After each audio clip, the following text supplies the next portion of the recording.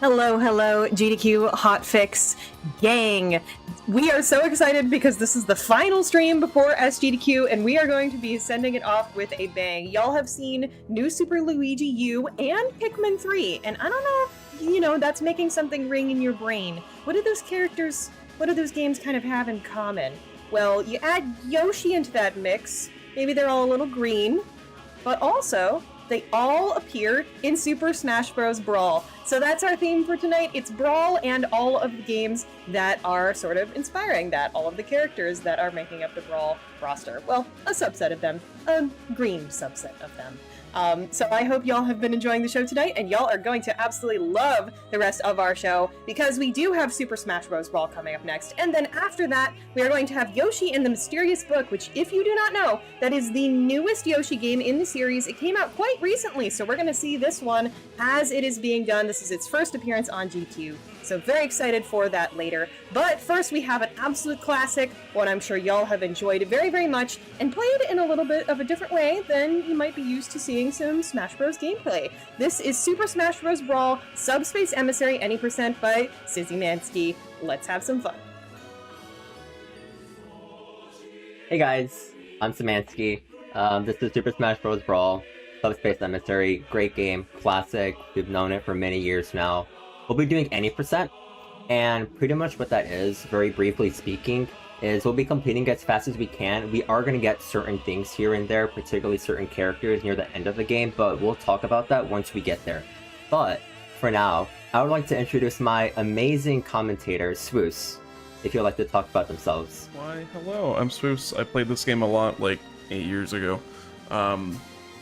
Yeah, there's been a bit of changes since I've last been on, but, we'll see how I keep up.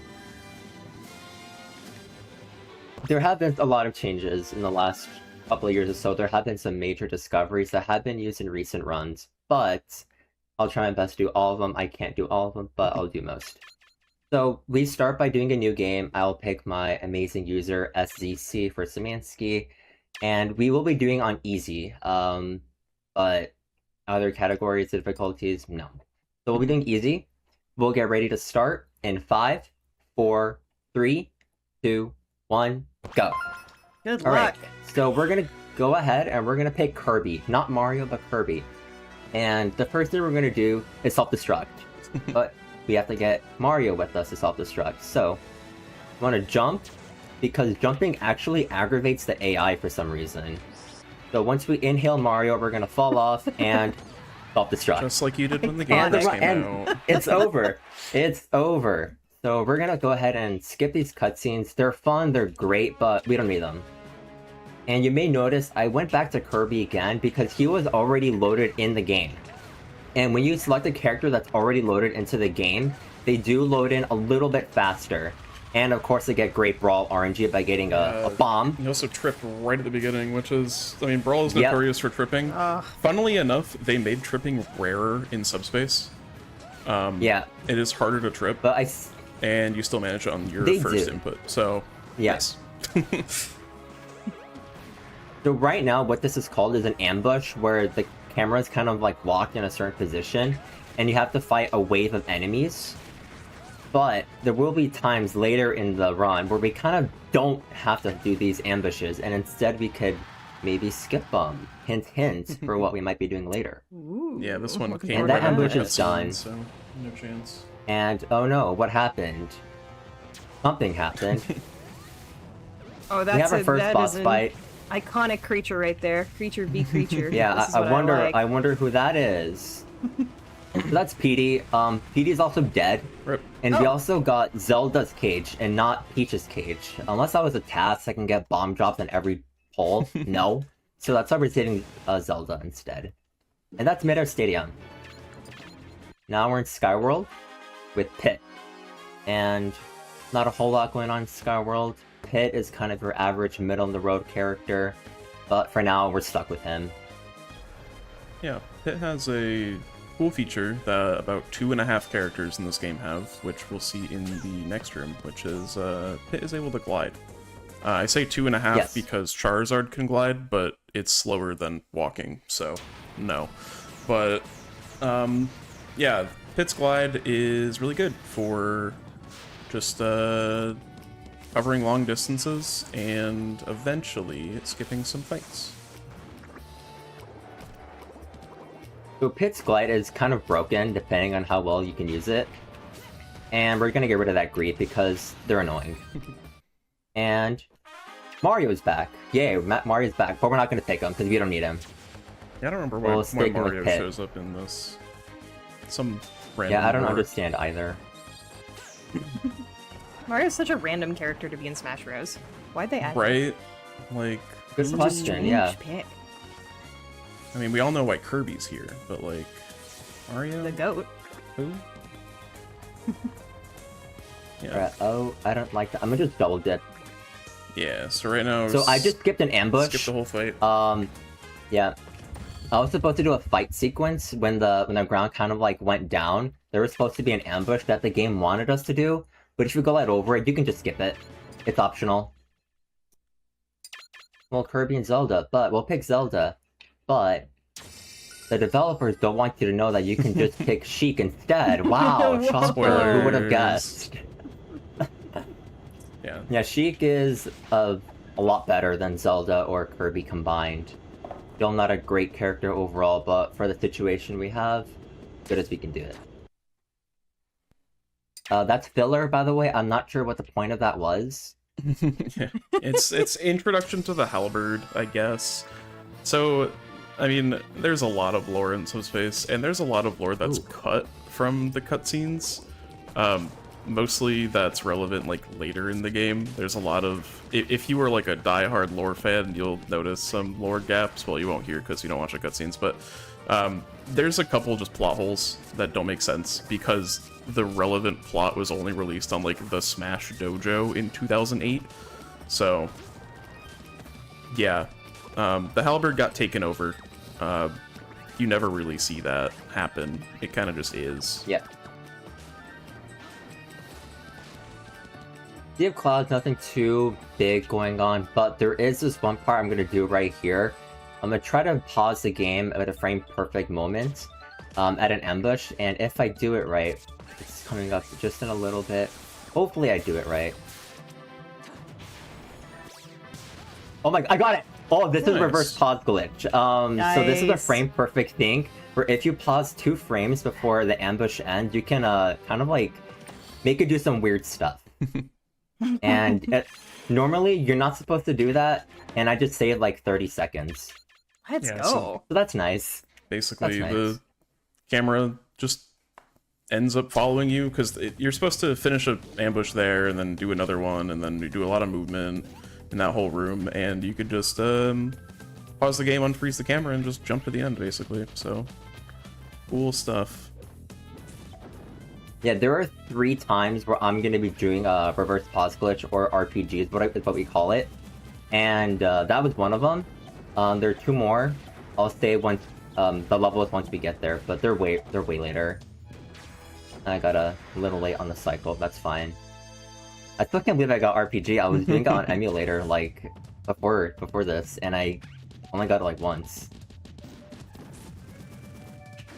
Now we're playing Donkey Kong in the jungle. A while ago, Diddy Kong was the preferred pick, but we kind of figured out that Donkey Kong was just better for this.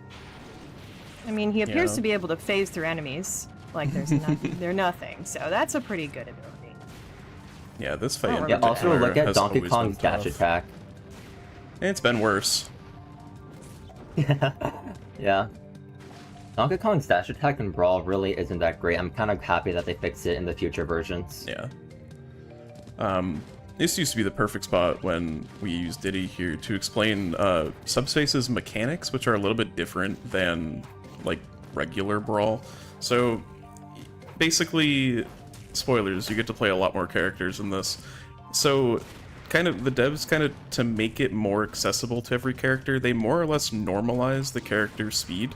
So, some characters are faster than others, but they're, like, we'll see later in the game, some of the very fast characters are significantly slower. They also heavily increased gravity, so if you're Diddy Kong here and you use his up B, you just fall. You don't really gain any height from it, because gravity is just a lot higher in Subspace for some reason. But, yeah, the characters might be moving faster or slower than you would expect just because they're relatively normalized to like a middle value, which is it is a design choice of all time for sure. I feel like it reflects the ethos of just like, yeah, of you should be able to pick who you want, right? You know, a little bit. So if you're stuck with the slowest character in the game, you can still complete levels, which, I mean, I get it. Yeah. But for speedrunners, I feel like that's kind of unsatisfying. Yeah. Everyone's the same. Great. I don't know if the glide speed is affected. I definitely don't know that much of the intricacy, but gliding is pretty quick regardless, which is why we're going to be using it here as well. Yeah, Pit's glide really is something special. It's like you have to use a very specific angle. It's about 5 degrees, but once you know that and you can use it, you can just go very, very far. You can do a lot of different things that really makes Pit better than other characters, but still not amazing. Yeah. And right now, I'm going to self-destruct because Mario is actually better suited for these next coming ambushes. No, and I was just about to bring up if Pit was a creature, and I think he is. No, Mario. Yeah, I guess he'd be non-human. I guess it depends on what canon you like subscribe to. I suppose. But you know what? He has wings that work, so True. I feel like that counts. Yeah, gliding is one of those mechanics that takes maybe not a lot of getting used to, but it is tricky. So if you're familiar with the competitive scene in this game, you'll know that Meta Knight is far and away the best character in the game. I insist that he's not at like the lowest level until you learn how to glide, and then he's good. If you don't know how to glide with Meta Knight, you're just not going to do good things with him, which we will see a lot of Meta Knight gliding later. So he is still the best character in Subspace.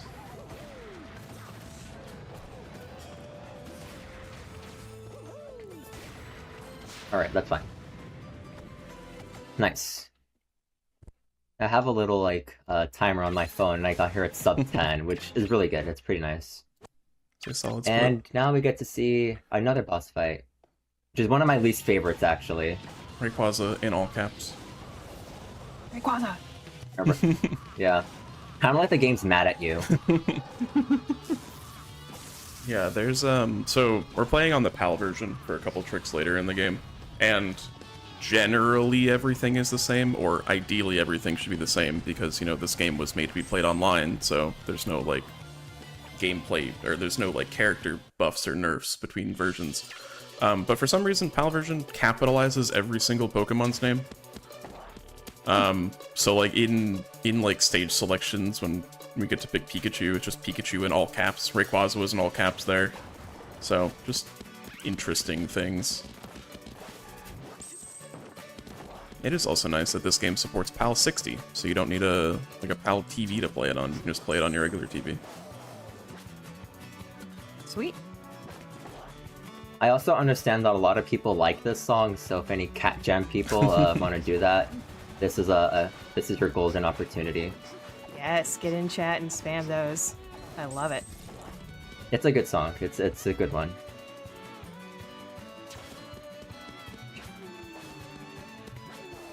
Oh, we have a new poll that's popped up in chat. Everybody, check that out. And the poll is for who's lower, Rayquaza, Groudon, or Kyogre. And you have to say it like that. Like the Pokédex? Rayquaza is a dragon and flying type. Rayquaza going out to an early lead, although Kyogre is making a stand as well. They're all actually got votes, so go vote for your favorite member of the trio. I love them all. They're all iconic.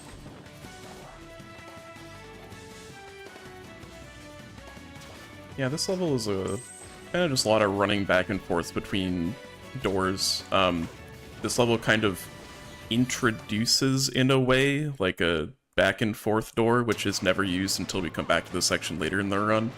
This game's kind of good at just introducing stuff that's never used again. Because, why not?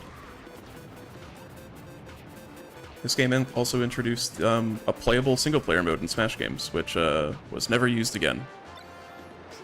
Sad. Which World of Light doesn't count. genuinely is really sad. I loved booting up Subspace when I was a kid, when, you know, my sibling was busy or whatever. It's just nice so different. Yeah, it's nice to have. They put a Kirby game in Smash Bros. True. Yeah. Real.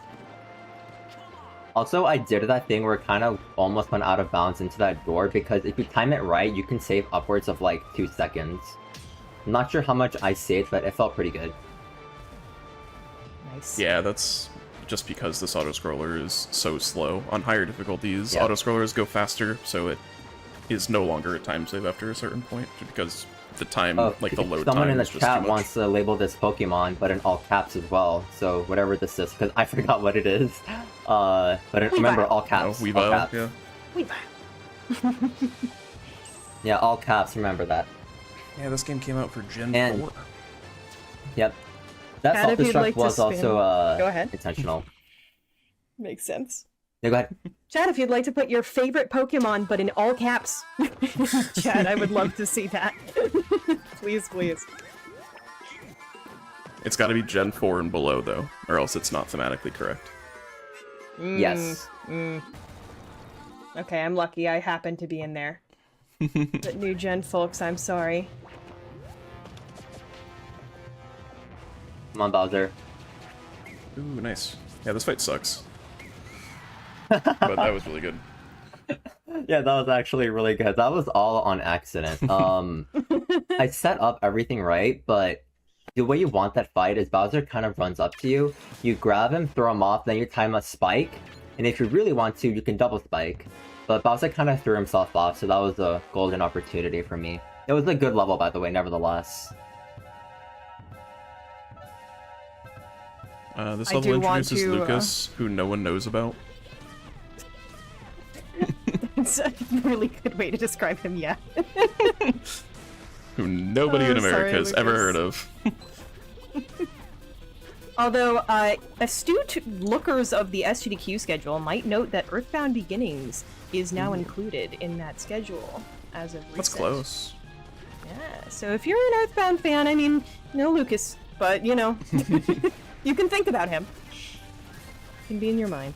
Yeah, it's like how, in Melee was Roy from Fire Emblem's debut game, because Melee released before Roy's Fire Emblem game came out. Which, interesting. But yeah, Lucas from Mother 3, game which has never come to the US, and probably never will. We're just in a big auto-scroller here. You can run behind the I statue, have no idea how I kind of. pulled that off. Just... yeah, there is not really any way to speed this up, unfortunately, other than playing on a higher difficulty, which New Game Plus is a different category, which allows difficulty switching. So for things like this, you would want to switch to a higher difficulty just to make the auto-scroller faster. But because we are on any percent, we are stuck to easy. The statue's gone. Yeah, he's dead. Don't worry. He's definitely won't come The back. statue's back Oh. for like 5 Oh, seconds. he's back. Yep. Yeah, for like, five seconds. And we're Like a done. dip in the pool. Refreshing. Yeah, he knows it's hot outside, so he needed that water. Which, it is hot outside, it's like 93 hot. out. This Porky fight either goes really well or really badly, because a lot of Porky's moves are just, like, really annoying to deal with. Like this one. Oh.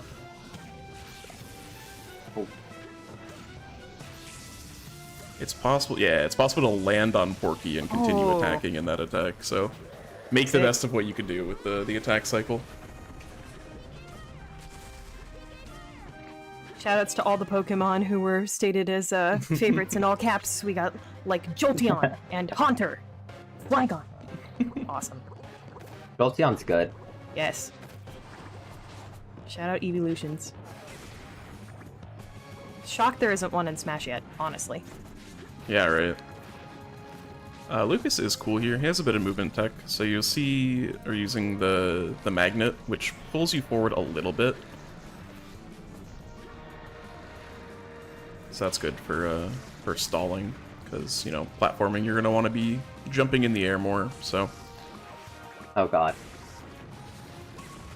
Oh. Oh, I love the subspace bombs. They're my best friends. He's got a STI out of them. And triple kill. Nice. Nice. That's a good backup, honestly. Sometimes those, like, little blues, they just stand there. So you kind of want them to go to you. Yeah, Subspace has added so many unique enemies, and then also Mario enemies for some reason.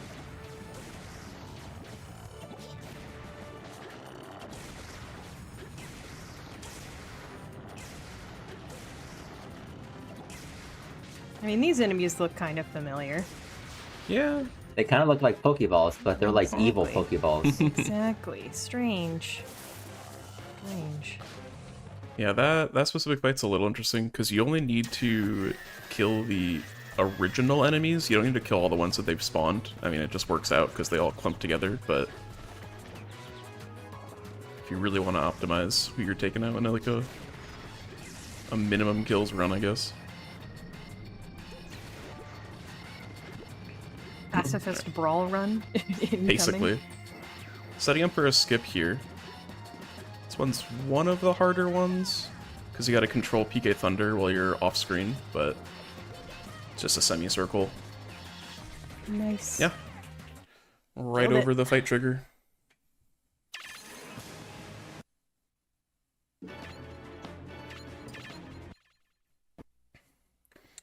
So far, it's a pretty not bad run, actually. Yeah. Wasn't expecting the RPG. This level is one of the first hard levels. There's a very major skip we'll get to in about 2 or 3 screens. But this is Marth, also from a game no one knows about. Well, not anymore, but back then. Fire Emblem was still, I think, fairly niche. You kind of knew Marth as the sword guy from Melee.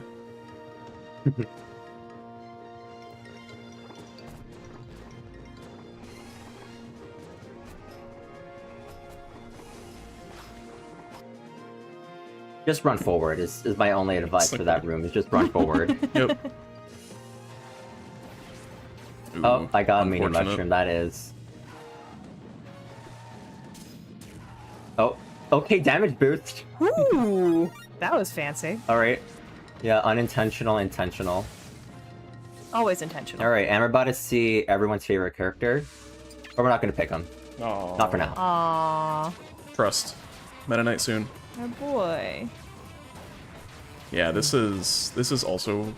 this fight isn't hard, like, mechanically. It is just hard routing-wise, because the arena is so big. So you just gotta move around, you know, hitting Primates into each other to get them off their platforms, because if they fall into a pit, they die, so... I feel like if I fell into a pit, I'd also die, so I can't really blame Yeah. you for that. It's kind of like me. These sword Primates are really annoying, because their hitboxes are huge as well.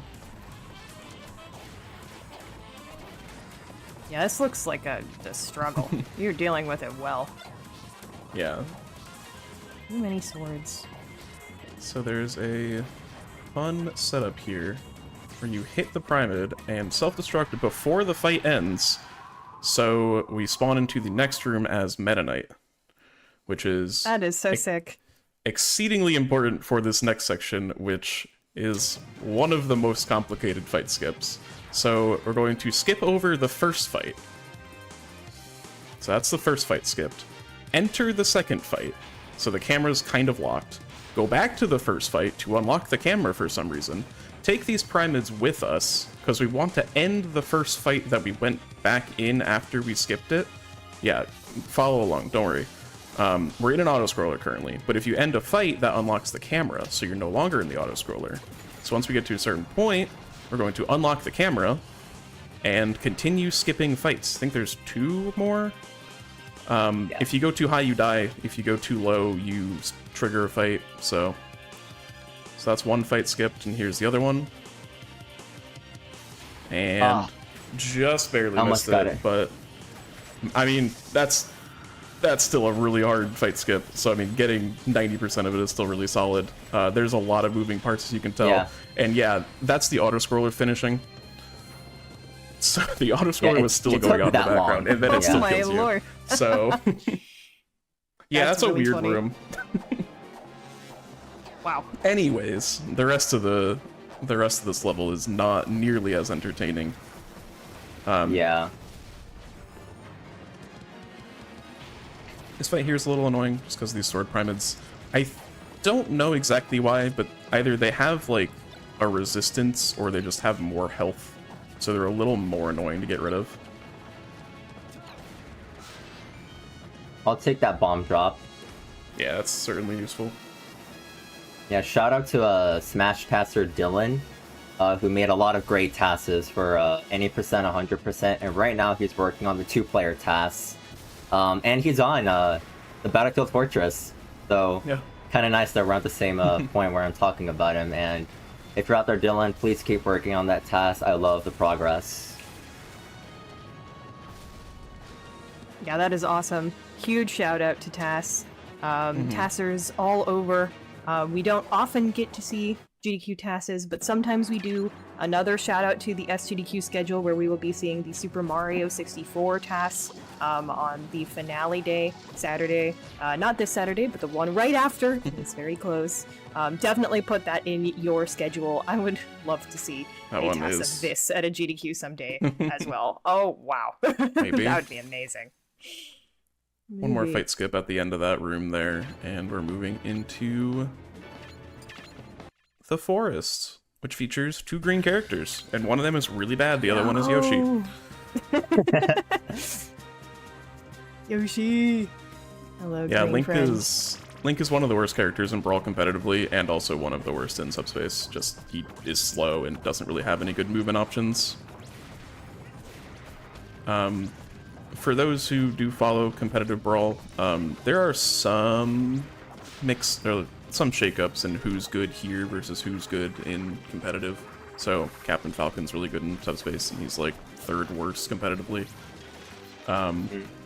Olimar is probably the single worst character in Subspace, and I think he's 3rd on the tier list right now. So just because a character's good competitively does not mean they're good in the platforming mode. But yeah, Yoshi's egg roll is very fast and very nice to use on these. They made the forest pretty flat too, so it's nice to just be able to run along the flat floors. By the way, update from the person who we were just talking about is in chat, and they say ETA on the full completion of the task is probably about a year away at this point, but that's how it goes when you control 2 players at once. That is so valid. Yeah, Keep working hard. that's Really true excited to passes. see it. It is. And speaking of tasks and RNG and bomb drops and all that stuff, how much RNG would we say is kind of in this run? How does that determine your pace, or does it kind of all even out at the end of the day? A lot of the run is RNG. The item drops you get, that's RNG. The way that the enemies behave, particularly like when you're fighting against, you know, for me, when I was at Bowser back at the lake, that's kind of determined by RNG. So this is very RNG dependent. Yeah, I would say a lot of the item drops are kind of just like, they're nice to haves. There's nothing that, like, with the exception of a couple bosses where there's like one item that's extremely good, nothing is super like, if you don't get this, you're losing seconds. But the CPU's AI is sometimes very annoying to deal with. We'll see that in a little bit in the Lakeshore, with the first couple fights there are really tough to deal with sometimes. And then at the end of the game, there's about 35 fights that we need to do, and most of them are RNG dependent, just based on what the CPU wants to do.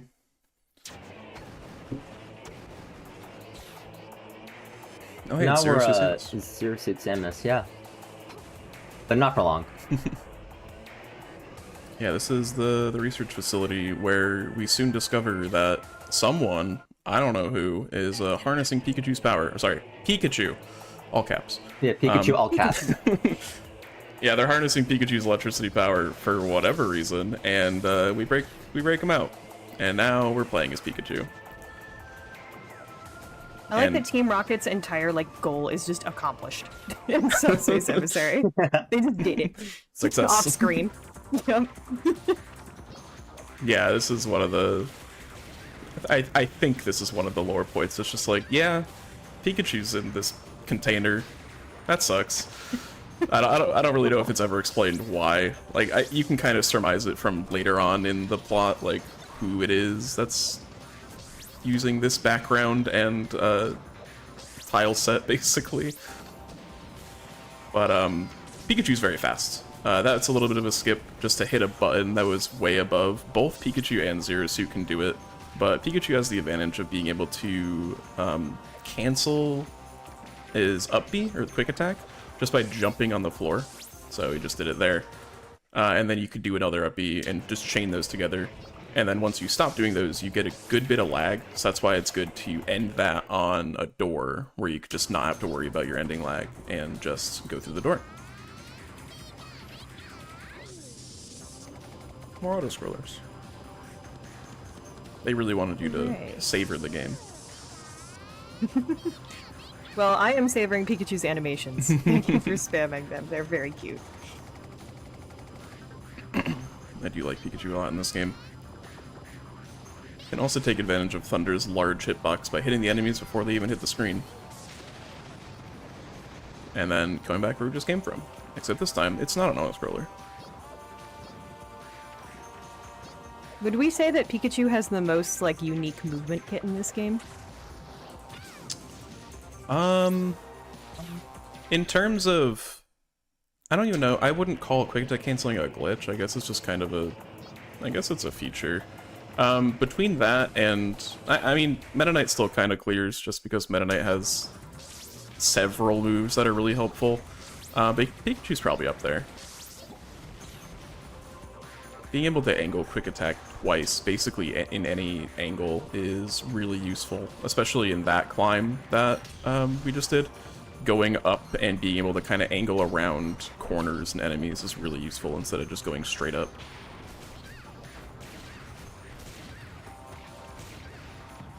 These metal pyramids, probably never going to see it, but they reflect projectiles. But generally projectiles are not worth using unless you have an item.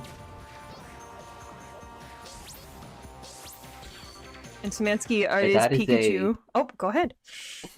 That's about a 30-minute early game, which is honestly not bad. But go on.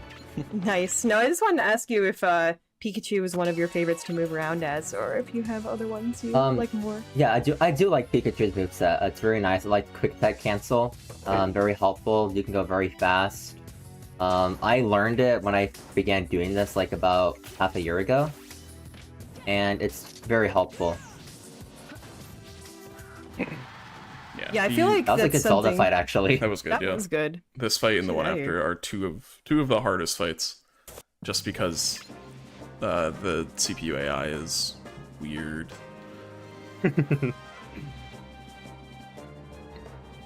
Yeah, this is Lake Shore. A lot of speedrunners, including myself, despise this level. Because of the two fights. Yeah. Because of that. I know my PV lost like 45 seconds on these fights alone, just because they're... The goal, ideally, we want to just get both Link and Yoshi over to the left side and just hit them off the stage. Get them to the last zone faster. But sometimes they jump, sometimes they do attacks after jumping, sometimes they don't. And then there's also Mario, who sometimes hits them away from where we want to hit them, actually being useful here. But this might be the best Mario helper I've seen. Goodness. Yep. Sometimes the Forward CPU's... smash.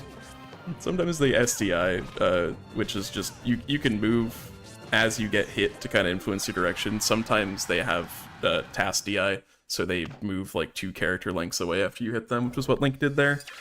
But Yeah.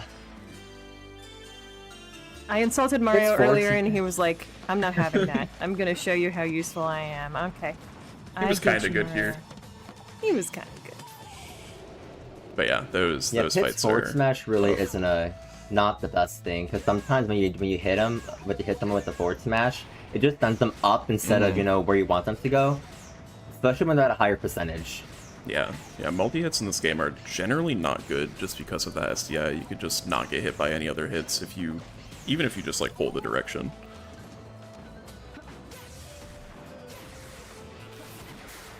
I enjoyed you letting that enemy walk off by itself. I appreciate the altruism, but, you know, it makes my life a lot easier. It's just missing its head. It's like, well, that sucks. I'm done. I'm done with this. Later. Maybe it's one of the 4 headless horsemen of sorts. Perhaps. That platform gets squished. I forgot about that part. Yeah, It's so funny. One of the devs was like, hey, check out this cool effect I could do. They just squished it.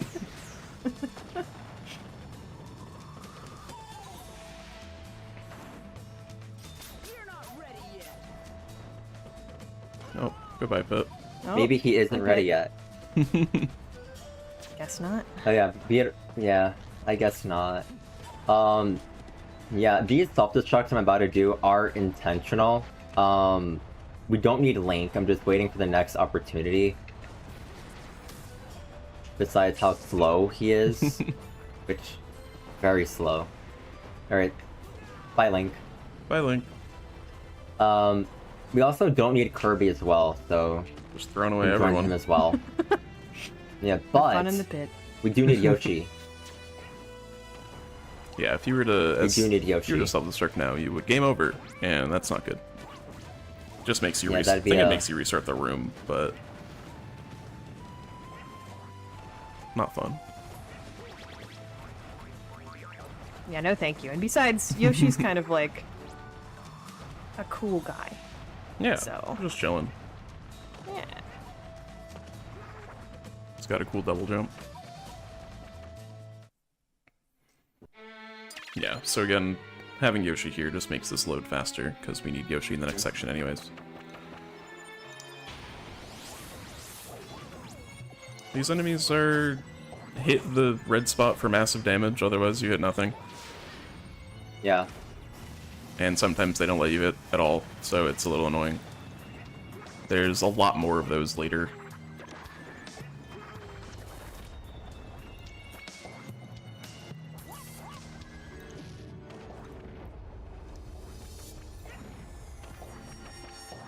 Scary fire pillars.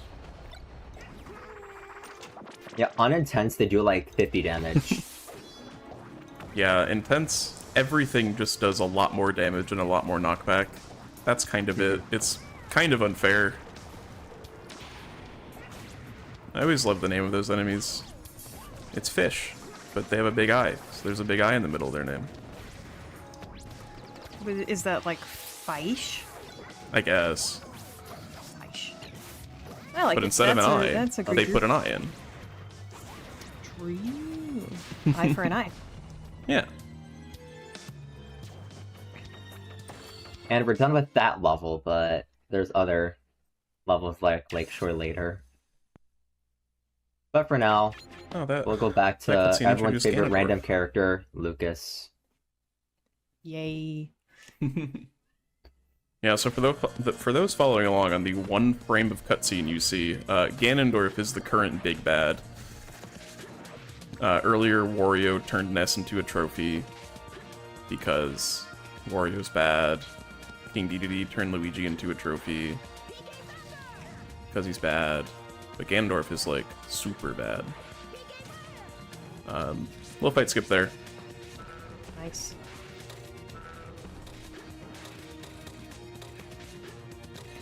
Jumping over those enemies to not have to deal with them. That's one of the reasons why Olimar is so bad, because he exists in a level with one of those enemies, and he cannot get over them, so you would need to defeat them.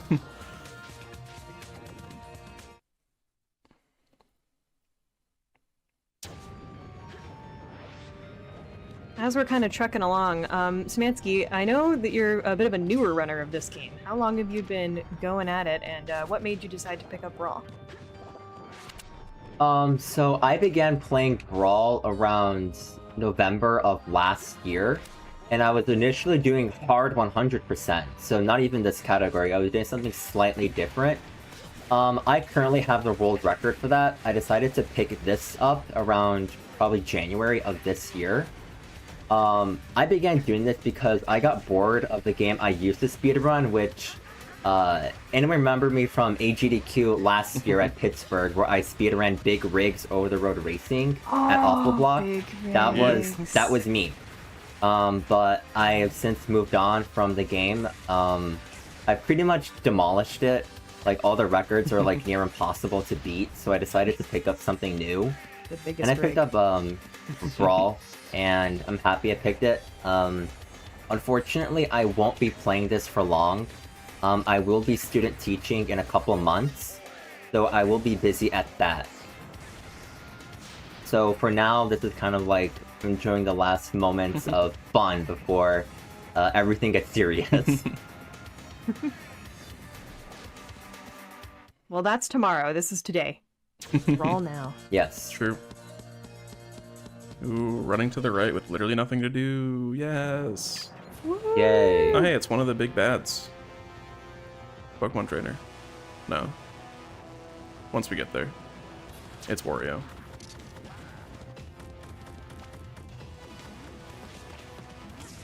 Yeah, so basically the more overarching lore in this is, for some reason, you could just turn characters into trophies, then they're just useless. And Wario's been doing that with this big, like, arrow gun. Nice. Oh, he died at the funny number. Funny number. He died at funny number. Ah, hooray. Now Wario's a Last trophy. Gen Alpha.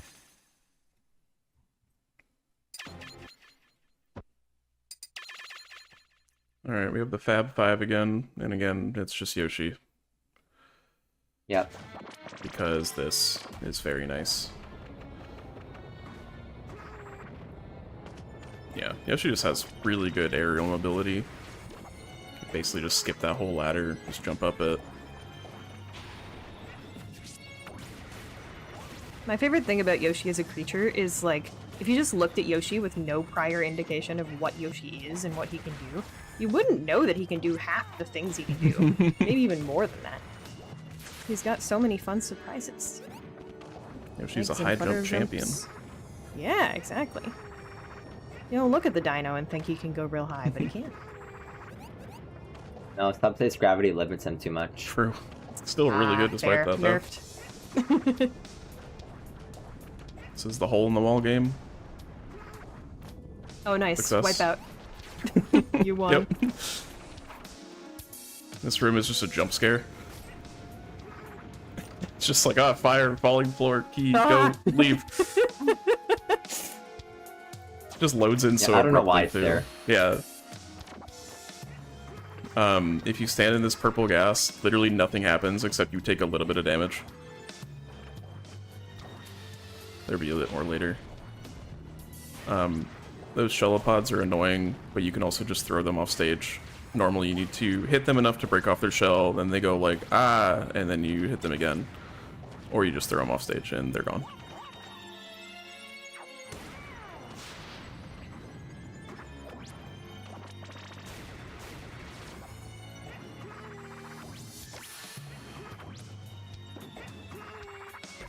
I realistically could have done that without hitting the button to get rid of the purple evil gas, but I want to keep my HP low. Oh. Ah, Big Goomba. Giant Goomba.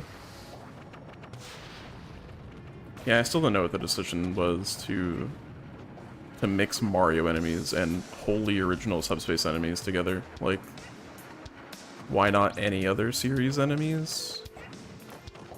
Who knows? It's the Mario, I guess. I don't know. Kind of surprised there's not any Kirby enemies, given Sakurai made the game. But alas, oh, hey, it's Ganondorf. We saw him. Ganondorf. He doesn't look very happy, though, in those few frames we do see him. Because he knows how bad he is competitively. Oh, sorry. Ganondorf Sorry, is... Brawl Ganon is arguably, if not the worst Smash character competitively, just across any game. So, yeah. Nice cycle skip there. Wow, that was tight. So we're playing as Pokemon Trainer right now. Interestingly, Pokemon Trainer typically has 3 Pokemon, Squirtle, Ivysaur, and Charizard. We only are able to use Squirtle right now because the Pokemon Trainer has not caught the other 2. And that is actually canonical. Later in the level, some cutscenes appear where, I think off-screen, the trainer ends up catching them. So, if you were to try and switch Pokemon, nothing would happen right now. But, luckily, Squirtle is the best out of the 3 anyways, so... There's some... Yeah, kind of like... Yeah. Good. Go on. There's some instances where you want to use Ivysaur, just because Ivysaur hits really, really hard. But Squirtle has the best movement by far. Sorry, Zard fans. And Charizard. Charizard is useful. Charizard does have a few good things. All 3 of them have their niche, but Squirtle is the best all-rounder. Yeah. But again, Charizard's glide is really, really, really bad, so don't use that.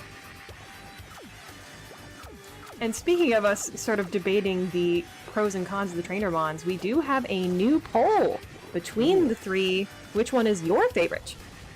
You can choose on Twitch right now. I'm glad they're still in all caps. Squirtle. Ivysaur. Charizard. That's very important. It is. It is. Ivysaur, I think, is my favorite out of those. Yeah. Ivysaur One is of very the good best in middle the other stages. single players.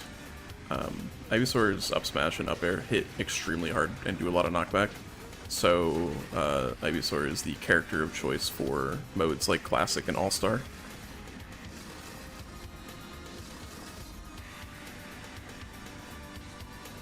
Actually, my favorite member is Lucas. That's my favorite Pokemon. It's Lucas. Lucas. I mean, I don't know anything about Lucas. Isn't Lucas like the protagonist's name in Diamond and Pearl or something? Basically the same thing. I would love if somebody made a version of Diamond and Pearl, but you just play as Lucas from Earthbound. That's the only difference. I think here, the cutscene we just skipped is where Pokemon Trainer gets Ivysaur, so I think we could use Ivysaur right now. But Lucas up smash is very, very strong. It's just very slow, but because you only really need to use it once or twice per fight, and then it's a little bit of an auto-scroller for the next one, doesn't really matter.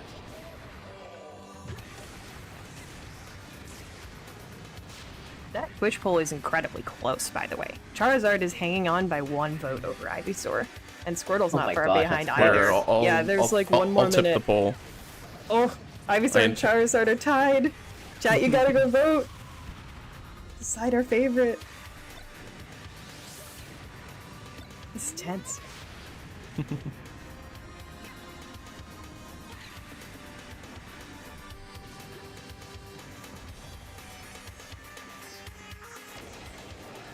I'm not sure what these like little signs on the walls in the background are, if they mean anything, but it looks cool. Hidden lore in the ancient ruins. Yeah, maybe. There's lore in this game? What?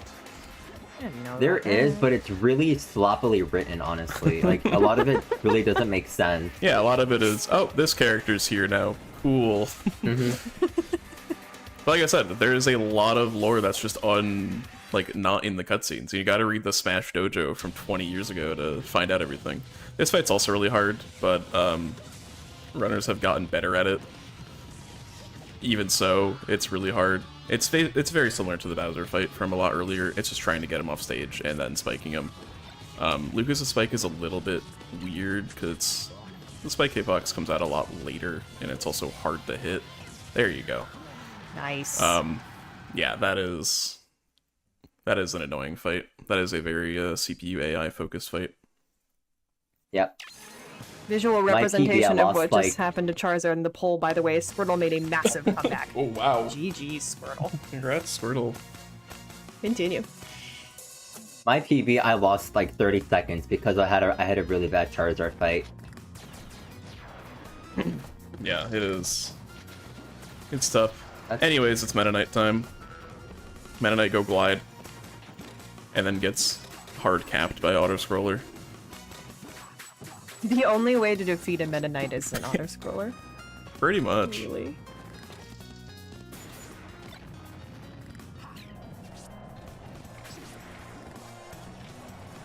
Yeah, I don't really know what Meta Knight can't do. What can't Meta Knight do? Tell us in chat. Yeah, please. Please do. I don't know if there are valid answers to that question, but you can try. Give it a shot. Meta Knight can glide fast. Meta Knight can turn invisible infinitely. Like, Ooh. come on. Yeah, All Meta of Knight us has a want to be Meta strat. Knight. It's true.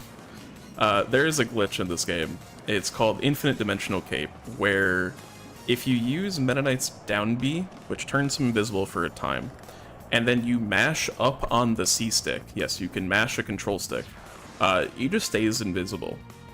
And it can be used in a couple places in the run. It is just pretty difficult.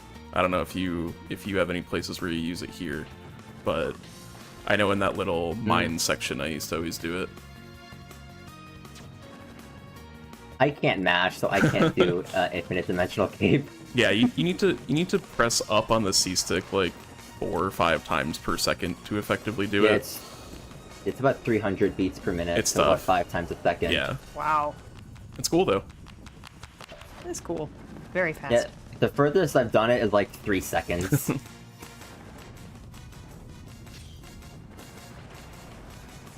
Yeah, another auto scroller. Yay.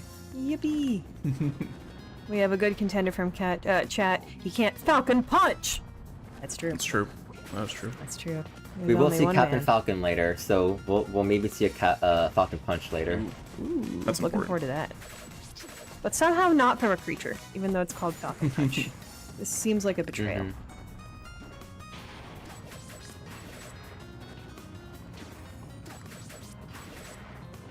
Big pyramid, very scary. Do the Actually big going to ones be- just like have more HP? Are they stronger? Yeah, pretty much. Yeah. That makes sense. Skipping that whole cannon part because Meta Knight Glide is faster. Nice. And Meta Knight, again, to fight the boss. Sword boys. So this is Gallium from Super Smash Bros. Ultimate. He came back in time to fight Meta Knight. Take Meta Knight off the menu. Yeah, the goal for boss fights is to just spam your best and fastest move, which for Meta Knight it's down smash and neutral air. Remember Gallium? I think. I remember Gallium. Is this a trick question? I'm afraid. Oh hey, it's Gallium. Oh. Yeah, so you fight Gallium twice in a row for some reason. This time we use Charizard because Charizard Rock Smash is the best boss killing move in the game by like a lot. And in like 6 hits, Gallium's gone. So Wow. yeah, I don't know the lore why you fight Gallium back to back. Like, I'm sure there's something, but hey, remember Gallium? We'll see him later. I'm getting Okay. flashbacks to Think Fast. Here. Like, I was supposed to know. So this is the main reason, this is one of the 2 main reasons why PAL is the console of choice. There is a skip that works only on the PAL version here. If we were playing on NTSC, we would have gotten sent back to the beginning of the level, but for some reason on the PAL version, you just get sent forward, and you can just skip a whole auto-scroller and a whole fight. I don't know if anyone knows why it only works on PAL, but it does, and it's nice, so we use it. Pal is our pal. Yeah. Ooh, nice. Ooh, okay. Yeah, That was a good save. yeah, chaining that movement into a fight skip is really cool. It's hard to tell where fights are going to occur, so you might just see random movement off screen, and surprise, we skipped a fight.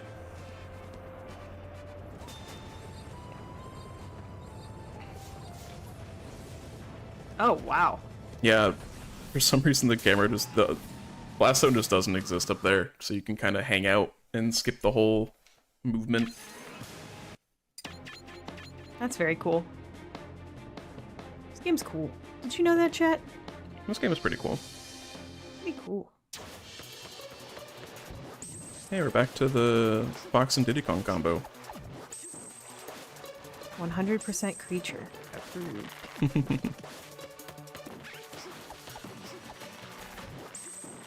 Yeah, the game kind of takes you on a couple different lore tracks of a couple characters, so that's why you've been seeing the same ones appear over and over again as a pair, or a trio, or 5. But Fox is really good here because his side B, which is this like dash very fast to the right move, is basically unaffected by these winds, which are fairly annoying. So you could just skip right through them. That was a bad angle. That Swamp is another RPG level. When I did the up smash, I wanted that puppet to go up, but instead he went to the side, so then it became virtually impossible to time the pause. But this is another one where I sometimes do get it, but the next one I have a better chance of getting, because I practiced that one a lot more than Swamp RPG. And if I were to have gotten this, I would have saved about a minute. Yeah, this auto-scroller is very long. You have a little bit of a speed up here just by entering and leaving a room, though. Once again, only really works effectively on easy and normal. Maybe on hard, but... Goodbye, Fox. Monkey.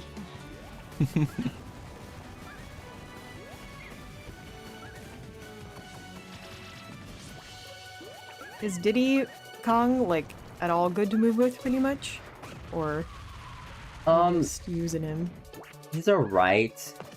There's certainly better characters than Diddy, but for what you have with Diddy and Fox and Diddy Kong, Donkey Kong, Diddy Kong is probably not bad. Yeah, mostly useful for just preserving a good load time into this fight, where we fight another Diddy Kong, but he's really big. That was good. Heck yeah. Yeah, 3 back rolls take maybe like another step, and throw him off and he's dead.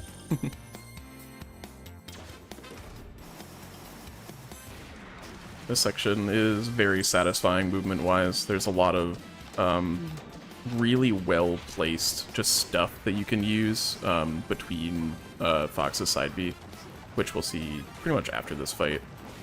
This room and... Well, I almost died. That was interesting.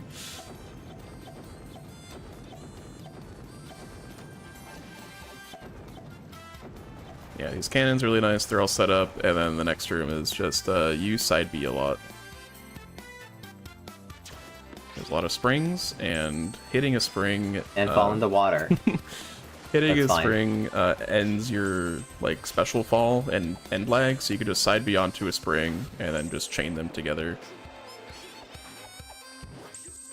You can also damage boost. And also take another damage. That's fine. Yeah, this is a room that I told myself to practice like a while ago, but I was like, Wii ball. Yeah, the last part's still fun. Yeah, I like this section, it's very nice. Music is very rewarding. Yeah. Not very hard difficulty-wise. Enemies make sense, I like it. I do think we are... I mean, this is the swamp. We are coming up to the end of the swamp if we want to look at doing our break.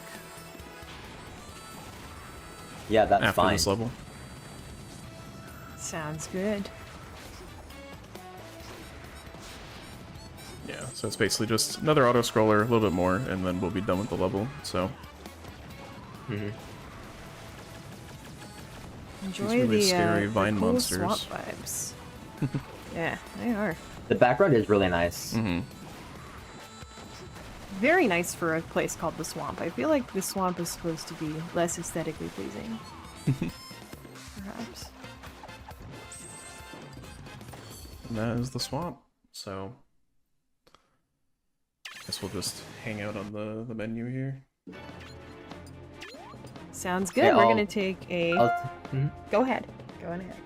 Yeah, I'm temporarily gonna leave it on here because when it comes to how we time our runs, technically this run is invalid because of the break, but if on any other occasion, if I were to do a full sit-through this, IGT still goes on even if I'm on, like, the map, so if I don't want IGT to change, I have to go back to the main menu. Yeah. Makes sense.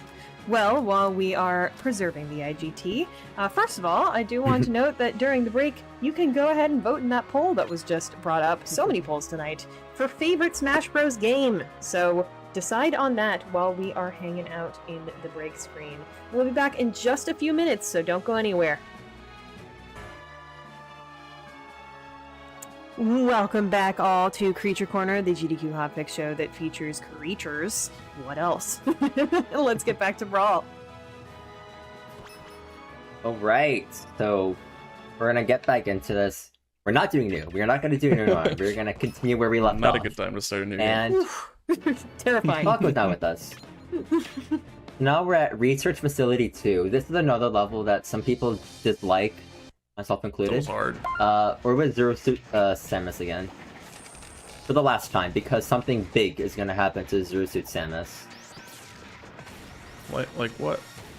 I can't imagine what could happen to Zero Suit Samus. She goes to a farm Something. upstate forever. Oh. Rip. Yeah, Kill because the Zero Suit Samus? Samus apparently is going to SGDQ from what I heard. Ooh. Ooh. Intriguing. Well, I do know that there is a Metroid game on the schedule for SGDQ. Not one that came out at this time, of course. It is Metroid Dread. So if you are a Metroid That's a good fan, game. very And cool run in also- store. And also Metroid Prime 4. That's true, Prime 4. You're so true. Two Yay, very cool Pikachu. Metroid games. Yeah, Pikachu has moves that just hit straight up, and that's really good, because these aren't Dark Samus, they're just Darker Samus. I don't really know if there's a distinction, but this is very clearly not Dark Samus. But, Oh, haha, funny number again. Funny number. Yippee. Whoa, Samus. Whoa! Who? Glow up. Samus has a suit? That's what the suit in Zero Suit Samus stood for. Oh. Get it now. Right. That makes sense. I thought it was Zero Suit, like Samus had no suit, like, ever. Interesting. I'm learning so much here. I guess I am Zero Bowler Hat Satan. I guess. I don't know. Samus is fine. Okay movement, but we're going to use her for a pretty decent skip here. Just going to jump all the way to the right, get a little bit extra distance, and then we'll respawn basically above where we self-destructed with Pikachu, who can use Thunder to hit a button way up there and spawn these platforms here. Do a little bit of another skip to get on this platform. That'll bring us right to the door, which leads into more skips. So this section's kind of like a very out and back, go through all these teleporters and hit buttons. But you can also just jump off this box, do some wall jumps, and go into that teleporter, which you're not supposed to. And then this one, and then button, and then back the way we came. I don't really know the intended route, but it's not that. So, Yeah, nice time save. certainly not the way I just did. Yeah, it Very pretty much just cool. takes advantage of Pikachu's very good vertical height ability. Hey, it's Ridley from Samus. I thought Ridley was too big for Smash. Yeah, That's what I was why gonna it's not say. playable. Oh. The Ridley fight is very annoying because he has a lot of moves where he just disappears off screen like this one. And also ones where he just goes to the other side of the stage like the first one that he did. So, kind of just a matter of getting as many moves in as possible, hoping for good items to make the fight easier, but otherwise his attacks are not super hard to deal with. Not too bad. Nice. Oh, Oh, great, now I get... great spawning Okay. of that. See, this guy right here, the Cracker Launcher, that pretty much is like... It kills any boss in like probably 6 hits. Yeah, that is the item that you're looking for pretty much any boss. Oh, it's Captain Falcon, who just killed a lot of Pikmin. Don't worry about it. No. Gruesome.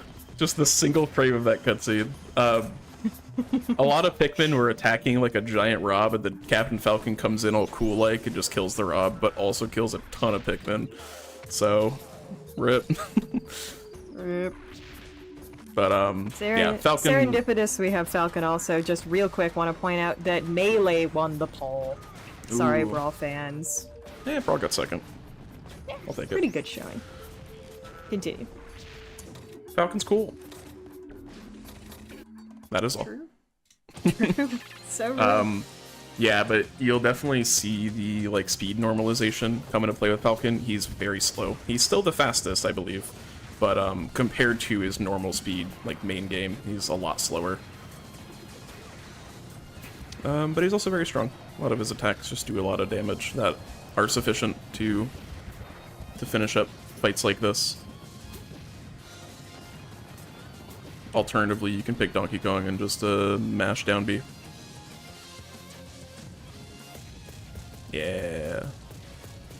The I just picked up this game strat is actually useful. I mean, the very beginning of the run, you just inhaled your opponent with Kirby and fell off the stage, so that's basically the same thing. But yeah, DK does a lot of damage. Pose after that is pretty good. Glacial Peak. Fun Meta Knight movement time. Because Meta Knight's here for some reason. Yeah, for some reason. It's good. It works well for speedrunning. Because Ices are okay, but not as good as Meta Knight. So Meta Knight's up B is the shuttle loop that is just being done here. If you land at like some early point in the animation, you basically cancel your landing lag and you could just keep going. So you get some really cool movement like this. Wait for the cannon cycle because you got here too fast. Mm-hmm. There is a way to skip that, but it requires some like very specific strategies that I just can't learn. I tried, it's just kind of hard for me because it's specific sequence of button pressing that my brain can't handle. Right. I relate to that. Yeah, this is a fairly long auto-scroller. This might be a good time if you have anything to tell us about Satan. Oh, absolutely. I know we've been talking about SGDQ, and that's all well and good. Very excited for that event. But you are here for Hotfix, aren't you? You are a Hotfix viewer if you're listening to this right now, and we want to hear from you. Games Done Quick is looking to learn how you watch speedruns the most. If you have a few minutes, visit gdq.gg/survey and let us know what you want to see. And especially those of us here at Hotfix are really excited to hear what you have to say, because we put on runs weekly here. Almost every single day of the week, we've got speedruns for you. So if you tell us about what you want to see, we will be able to put on cool stuff for you. It's a really good opportunity for you as a viewer to sort of, influence how we make decisions and what you might see on the channel. So once again, go to gdq.gg/survey. And maybe after this, maybe in the couple of days we will be offline between this and SGDQ. Make sure to fill it out and tell us about some of your favorite games, what you like to see, because we really want to hear about it. Do y'all have any games that you would like to see on GDQ or that you generally like to watch on the channel? This one's cool. I like a lot of action and adventure. So anything along action or adventure, a lot of that type of stuff, I'm okay with seeing. Because this is kind of action and adventure and also RNG. True. We have a whole show about RNG. Shoutouts to Random Number Generator by Skybills, by the way, every other Tuesday. I have a slight bias as I'm able to kind of pick what games go on GDQ sometimes, so that's kind of true. I can pick what games I like. Yes, this is helped us put together that SGDQ schedule we've been talking about this whole time. I'm looking forward to it. Big shoutouts.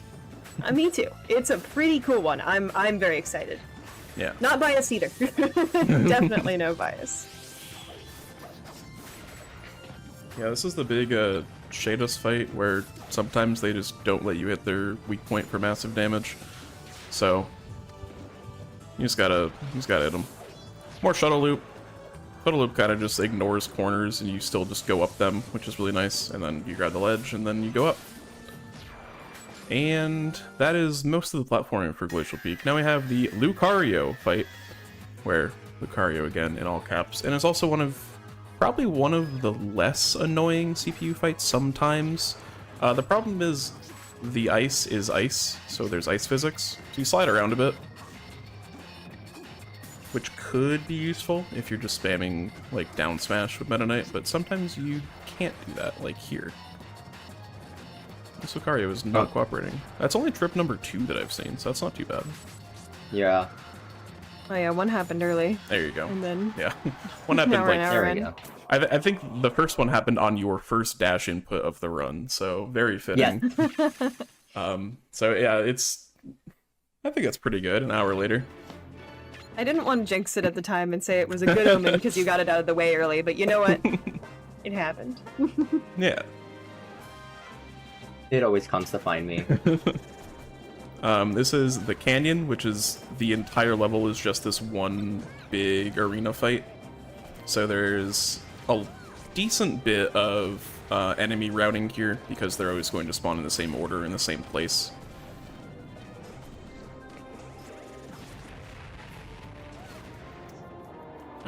Kirby's used here because Kirby's cool. I know you can also use Yoshi because Yoshi's also cool. And they're both just good at dispatching a lot of enemies at once.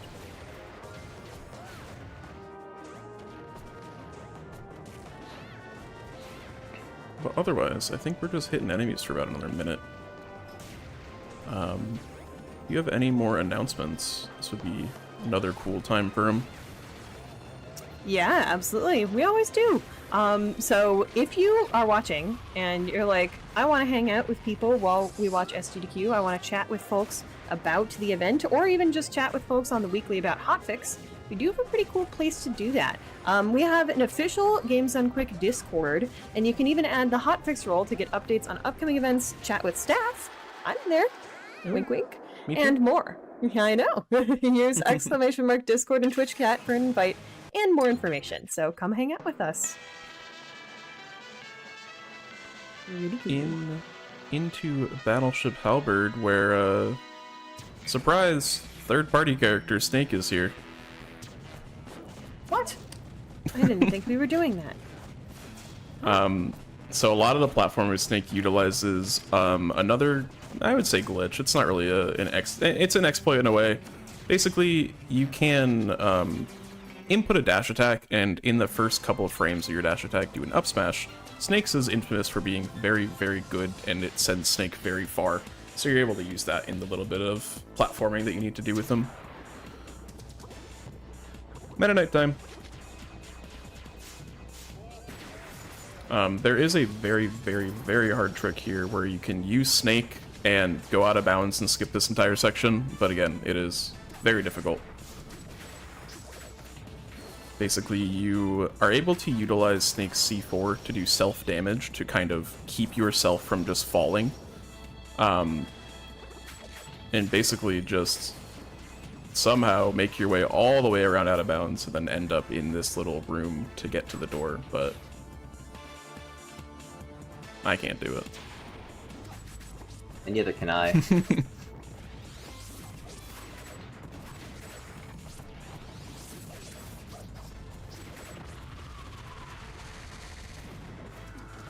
Bomb, though. Smart bombs are sometimes useful if you don't get caught in them.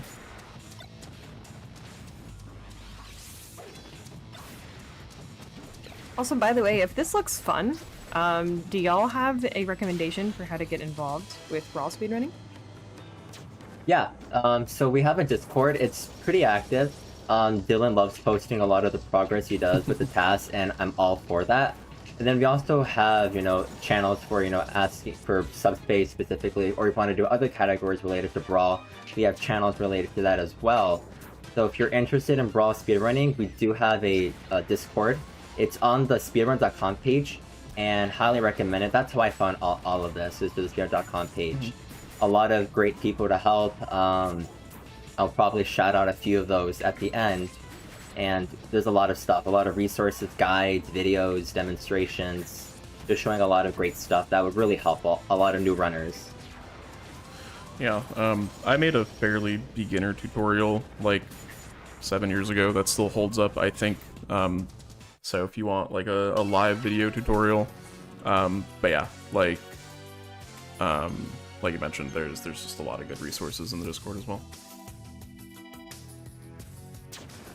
A lot of that sounds awesome. technical info about how fight skips and stuff work. It's also not super bad for it being 2 CPUs, each with their own AI. They don't do as much as the other ones do, so they kind of just allow themselves to get hit.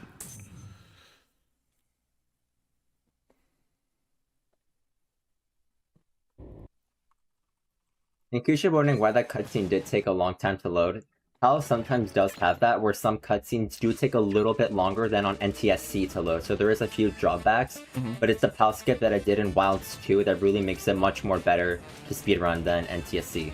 Yeah, and then there's also another trick later on that's better on PAL. It's doable on both versions, but it works. It sends you further in the level on PAL. Hey, we're Sheik. I think I've seen Sheik before. Running on the halberd for 20 seconds. For no reason. Because now we're in the halberd, even though this is Battleship Halberd exterior level. We're on the exterior for a little bit of it, but I think we're inside the halberd more than we're not. I don't know. Sheik is good here.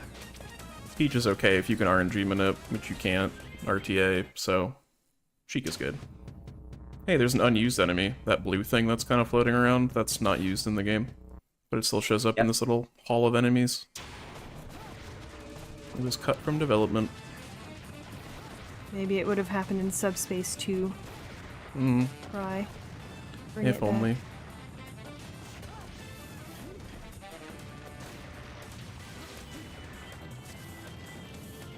Yeah, there's definitely a lot of careful considerations in fight routing here.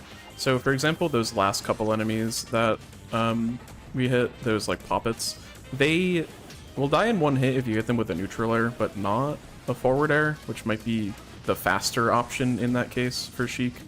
So it's just a matter of kind of knowing which attacks do more damage, so you don't have to hit them twice.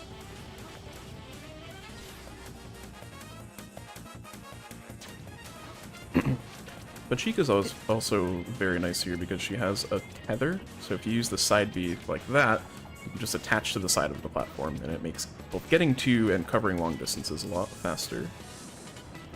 Nice.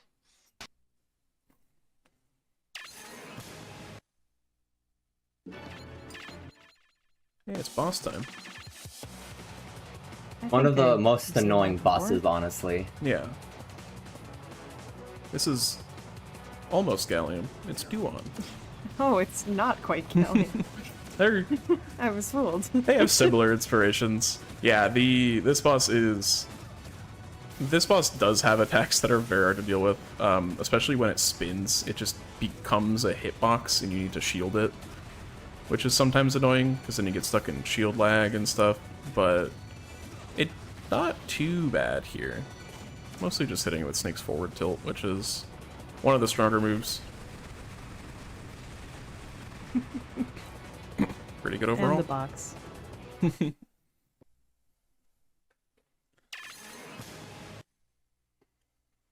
Alright. Subspace Bomb Factory. Picking Pikachu because Pikachu is a little weird. Which, once it loads. So, you're going to be activating the elevator, bonking on the elevator as it hits you, going out of bounds. If you don't bonk, you just die, and skipping most of the level. Cool. Wow. Heck yeah. The level is still very, very short otherwise. You just have to go down the elevator a couple times, then go up another elevator, and then it's just this fight. But yeah, you can go out of bounds for that little bit just by... It's a very easy clip. You just push yourself into the wall as the elevator pushes you up. And then you press side B a bit, and then you're done. So very, very easy level there. Going into one of the hardest levels. I will say for this first half, I will appreciate a little bit of silence. This is kind of a hard section.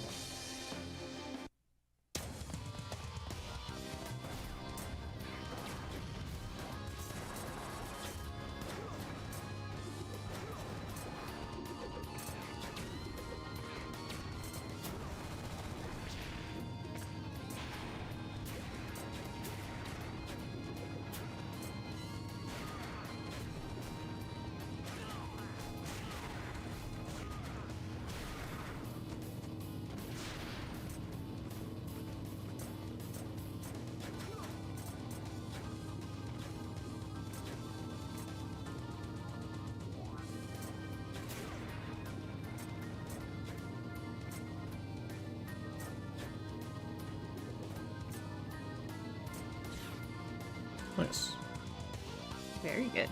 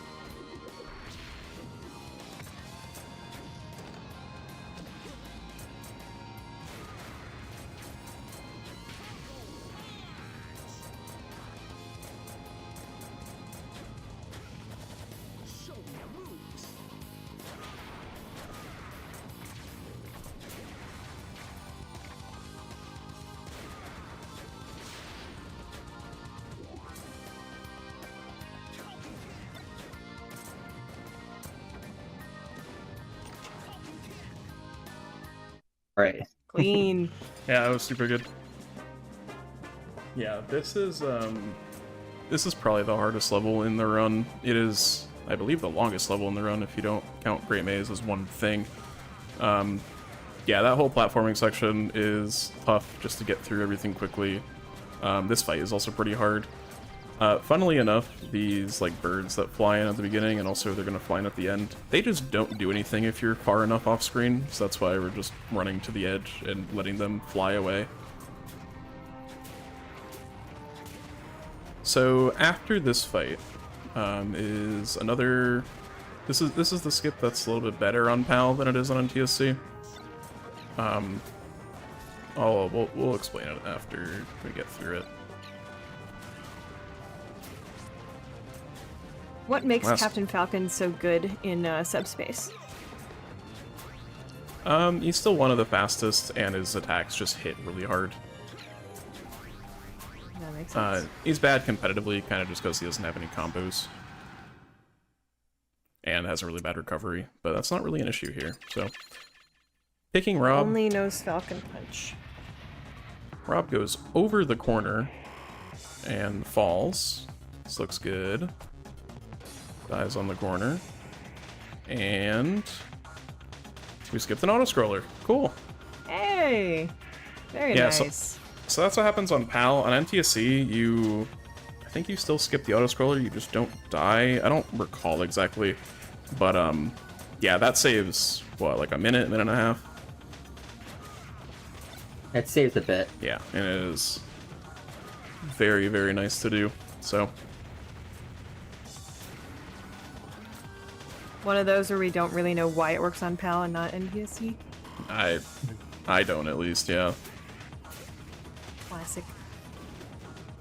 I need to check. I think NTSC came out first. But again, like I mentioned earlier, there really shouldn't have been any changes other than text localization, right? But yeah, PAL came out a couple months after NTSC. Funky. Oh yeah, it's Ridley, but like, not. It's Meta Ridley. Ah. This fight's a bit better than regular Ridley, just because Meta Ridley just hangs out here for a long time in between his attacks, and then his attacks are not super bad either. And that's the Meta Ridley fight. Very quick. In chat, I'm seeing PAL retained V1.1, NTSC is V1.2. So perhaps that is the reason why some of this is like this. Yeah, makes sense. Oh hey, it's the first level where you can pick anyone, so of course we pick Meta Knight. Meta Knight's really good. And for a very good reason.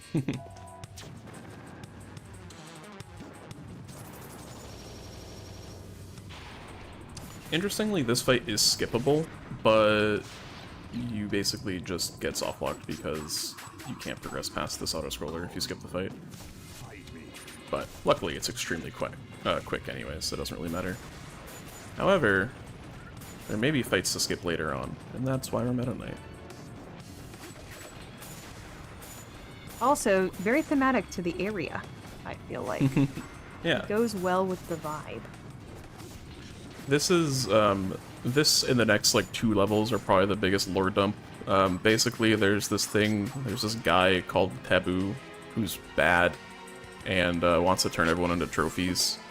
And then we're all like, yeah, we're gonna fight Taboo. And then everyone dies. Pretty much. Oh. Yep. So as you saw at the beginning of this level, we're able to pick anyone. I'll explain a bit more after we do the fight skip here. We're going to be skipping 3 fights in a row.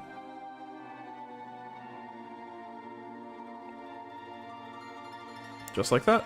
Super easy. Wow. So yeah, we were able to pick anyone because, you know, everyone was all joining together to fight Taboo. You might notice there's a fewer characters here. Yeah, everyone died and got turned into trophies except DDD. Well, sort of, except DDD in these ones. This is part of the lore that's unexplained. There's these, like, buttons that DDD put on these trophies that he turned into to keep them, like, to mark them as his, but it turns out that those buttons made you untropify after a while. I don't know, but they're the last survivors, basically. So this was located in the deep recesses of my brain as well, and I still don't understand it anymore. Yeah, it's alright. The point of this and the next level is to collect the trophies of all the characters that we've seen so far, and so you're able to use them in the final level of the game. We only need a couple, so Pokemon Trainer, because Charizard's really good against bosses. Basically building an elite team of vendors and leaving everyone else behind. Very cool. No more Donkey Kong. Nope, Sorry, not Donkey Kong. Pokemon Trainer's good. Marth, no. Who else are we gonna take?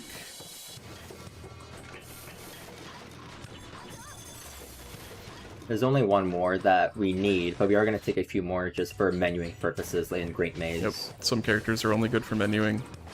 Which, you know, they still have a purpose. Like Mario. Mario's good for menuing. Basically, the goal is to make Meta Knight selectable with as few inputs as possible. So taking these extra ones makes Meta Knight selectable with just 1 input. Because spoilers, it's very brawl to select characters almost entirely based on their utility in picking Meta Knight. that is a very brawl thing. Once again, Bowser fight. Bowser gone.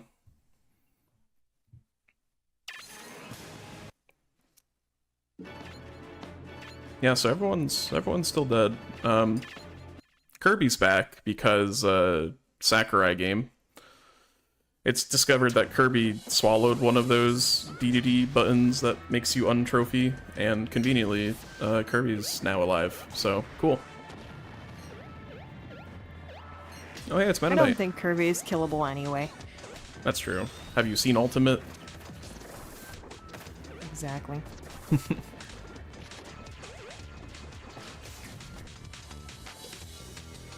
But yeah, Subspace 2 has a lot of these more difficult fights, especially the one coming up at the bottom of this decline. Fight's a little annoying. There's a lot of stragglers at the end. If you don't kill the primates properly, they take a while to spawn, like the next ones. Armites are always annoying. Ah. Wow. That was the last RPG attempt. The setup was okay. When the SPAC, the cloud guy, tried to hit me, that kind of threw things a little bit off, but I was still in contention to get a good setup. But when I hit the Armite with the up smash, the moment I go down to that pancake before going back up to natural, that's when you want to pause, but I did it just a little bit too late. Right. So now I'm stuck here for 50 seconds. Yeah, this is a fairly long auto-scroller with not a lot of content, except like 2 extra lives or something. Because you need them, I guess, for the rest of the level, which there's not a lot left of the level.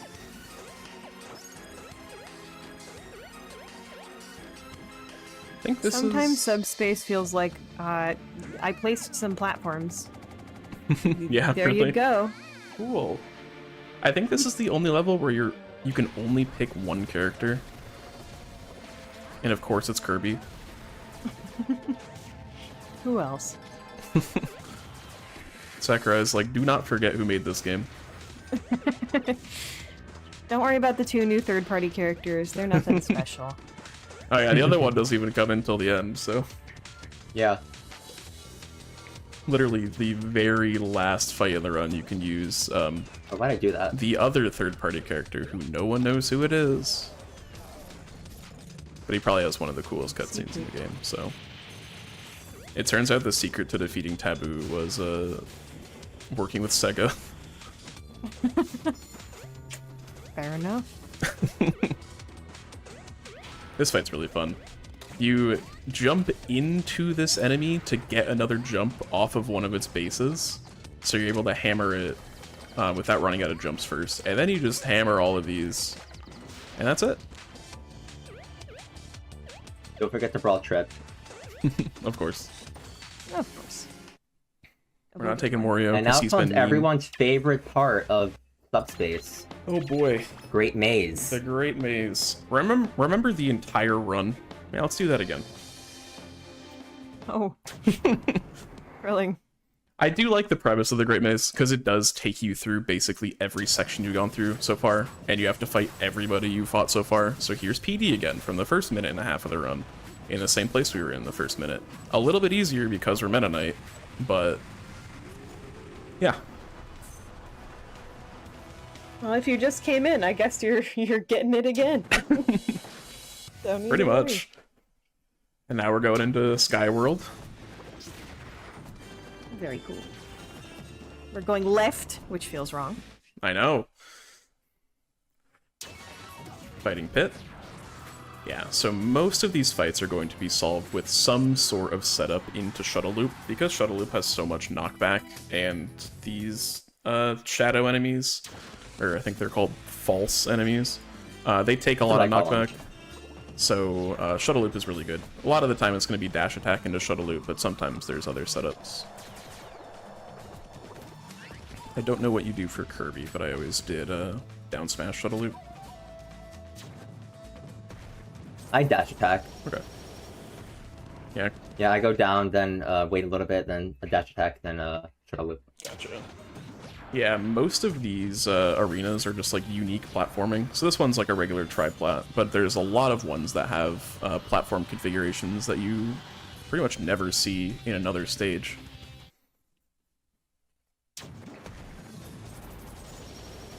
But yeah, the Great Maze is moving through every level basically, and moving into a lot of doors to fight a kind of thematically accurate enemy, I guess. And doing that like 30 times. It is, as you can probably surmise, very difficult. It takes about a half hour, a little bit less for a high tier speedrunner this game, but casually this could take a couple hours. A lot of it is just knowing where to go. It is a maze. It is. It's a great maze. Well, as a chatter said, what makes it so great? What do you think? Nothing. The name. Yep. Nominative determinism. It's named Great Cave, so it's got, or it's great named Great Maze, so it's got to be great. He's Oh, hey, named here's Meta the Knight, so he's meta. True. Here's the up and down doors from earlier that make their grand return. Do we know how the doors work? What's the lore on the doors? I don't know. They exist. They serve as vessels to fight shadow enemies. Alrighty. Let's see what Yoshi does. Yoshi does like to jump, so you can just shuttle loop him out of jump, and then you can't recover. Wow. Very efficient. Yeah, so this is fairly clearly the most reliant on CPU AI patterns. A lot of the time, absolutely not all the time, they do a lot of the same things. So like Yoshi typically jumps at you, but it's a lot of just reacting to what the enemy does and just being able to pretty much just shuttle loop them off stage until they either just hit one of the side blast zones or aren't able to recover. So Diddy is one of the ones that's pretty annoying, so that was good. Yeah, sometimes they jump towards you, so you want to up air shuttle loop.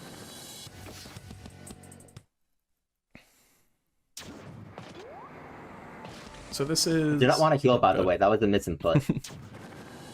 Yeah, so there's... But I'll take free health. There's a couple save points that you can use to kind of teleport around the map. We're going to be using a couple of them strategically. Like you saw there, you can also just heal at them. But that one is particularly useful because we're about to hit a dead end with these next fights. And the fastest way back is to just exit and return to our save point.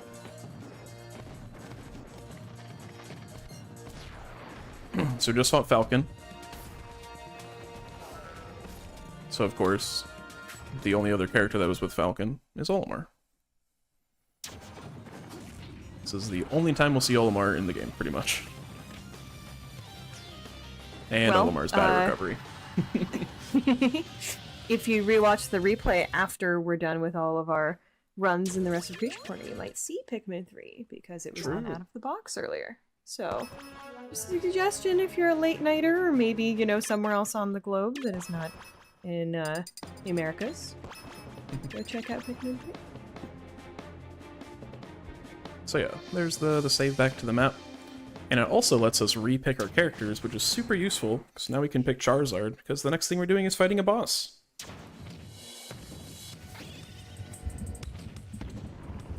I wonder who it could be. Remember Gallium? This isn't Gallium. You just gotta remember him. Never forget. Yeah, Duon is still hard, even though Charizard's really strong. Duon's attacks kind of just are big hitboxes. That's weird. Yeah. Alright, that's fine. Alright, we are going to change back to Squirtle for one simple reason, and unfortunately we are going to wait for it to load. Stop this survive.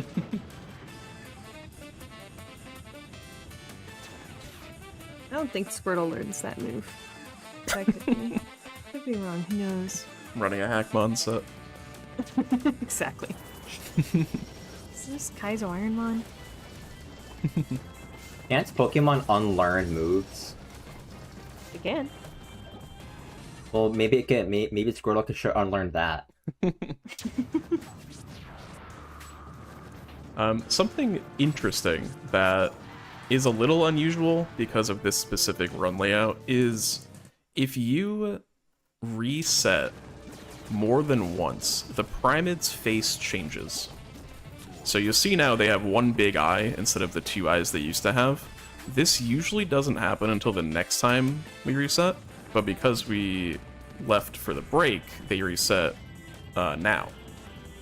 It does nothing, it's just cosmetic, but it's interesting that you need to have left to the menu twice for it to first happen. So on the next save quit, the Primates will have a different face, and there's like 18 they can have, but the first one is always the big eye. So if you watch any other speedrun, after the second reset, the Primates will always have that one big eye. but I believe after that it's random. Game & Watch, kind of annoying. He's also 3D, which is weird.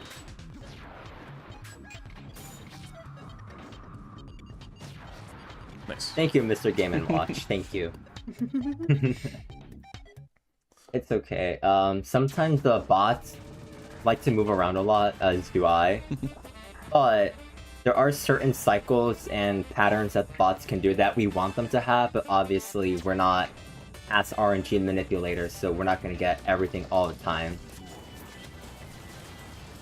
Which is why our sum of best for this is like 10-15 minutes faster than our PB. Yeah.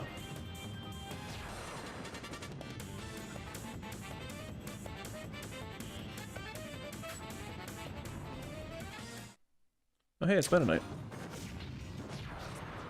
Meta Knight is sometimes one of the harder fights because his recovery is so good, but yeah, you could just go out and hit with a safe forward air. That also does a ton of knockback.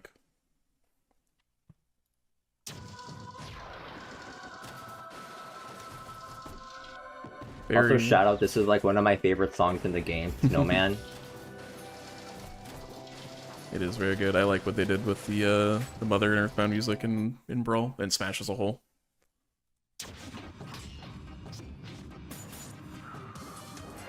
We definitely owe Smash a lot for introducing, you know, American audiences and just generally Western audiences to series like Earthbound and other series that are more popular in Japan. Very, very cool. I feel like Fire Emblem kind of found a foothold because Marth was in Melee.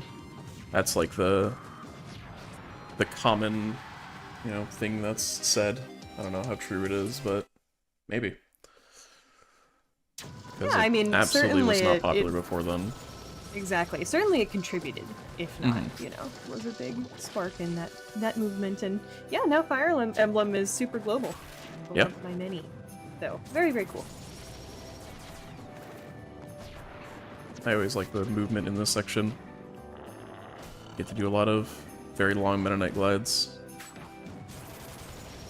Are those glides as tight and tough as they look? Some are. Some are. Some you can have a little bit of wiggle room. But the one that I just did, it's a little bit tight. Yeah, there's a balance to be had between going the direction you want to go, but also being able to maintain some speed. Because Meta Knight is much like an airplane, where if he just has his nose up too much, he'll stall and then fall. So. Porky might be good here. His health is a little worrying, but I think you'll be fine. Yeah, I'm a little high health. Really, really good. Basically no attacks there. Yeah, Porky can do easily 50% even on easy in one attack and then just kill you off of it. Ow. But really good there. Alright, I am at a high percentage. If I was at like 40 or below, I would go down left, but because I'm at a high percentage, I don't want to die. Yeah. So I'm gonna just take a heal break. It's like 4 or 5 seconds, it's not a big deal. Yeah. Definitely better than dying and having to worry about playing as DDD. Yes. Yeah, good for marathon safety. Very slow, yeah. This section's really fun because you can just glide down into the wind and just gain more speed.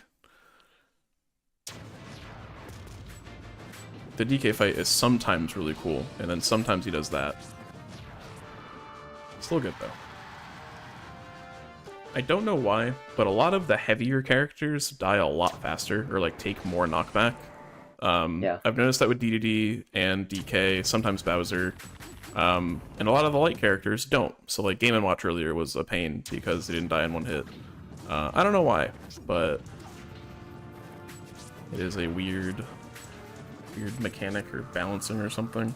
Who knows? Nice. See ya.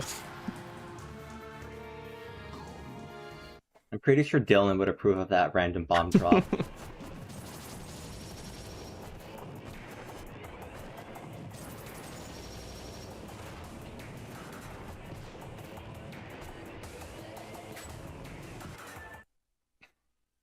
Pikachu is one of the ones that are also sometimes really annoying.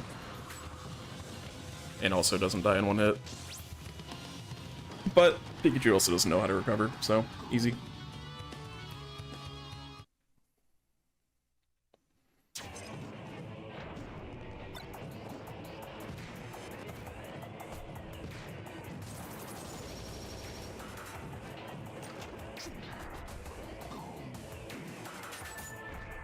So we're back in the research facility.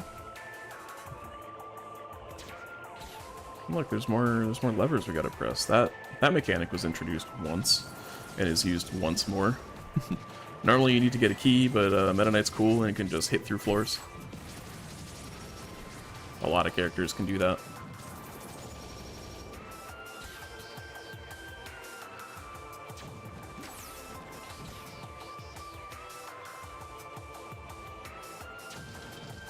Yeah, that blue one's a little bit out of the way because there's no fights there, but the last switch here does have a fight right next to it, so you need to go here anyways. You are required to do every single fight before you can fight the final boss. As far as anyone knows, there's no way to skip that, but that would be huge if you could.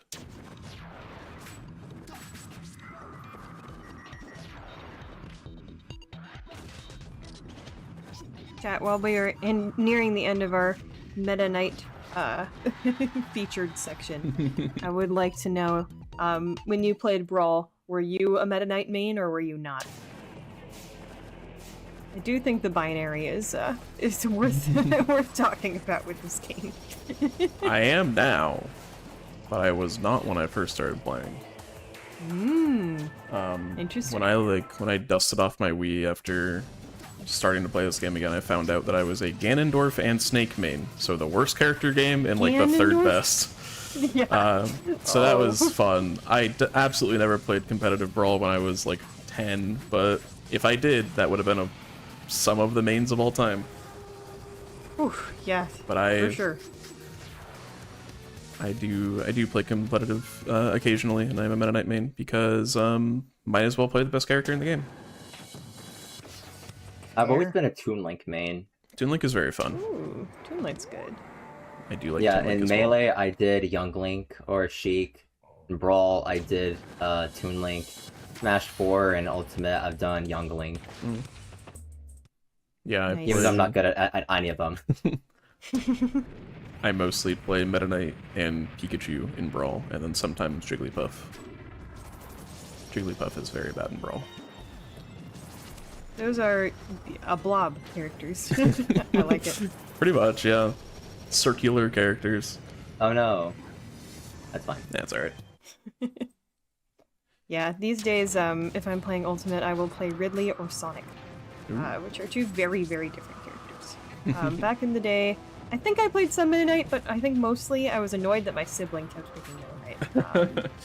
I will play Lucario mostly in Brawl. Okay. Lucario is probably the worst character in single-player modes. Yes. like classic mode, just because he does basically no damage, but competitively he's alright. This is true. He's got stuff, for sure.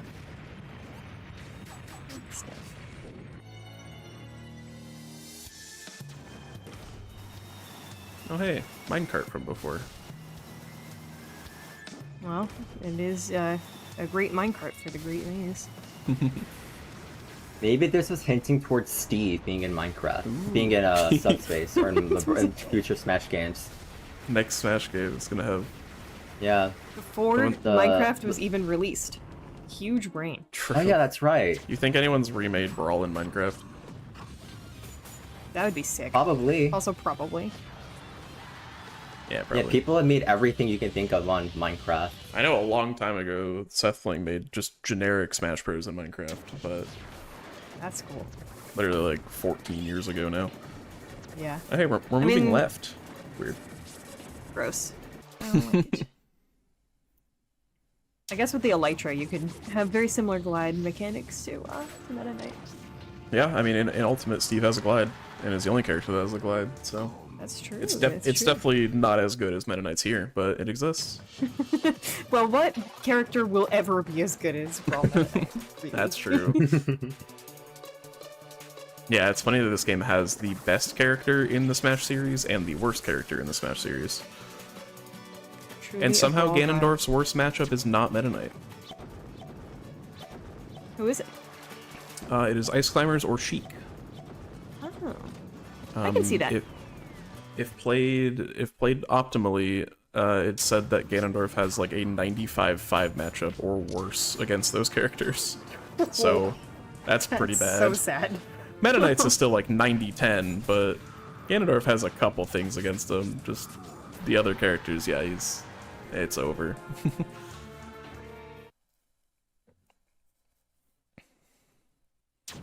This section's always scary because it's very easy to just take a lot of damage to, you know, Falco and stuff. Luckily, after Falco, you can take a very little bit of extra time to heal up, which is what we did here, just because we have a fairly hard section after this fight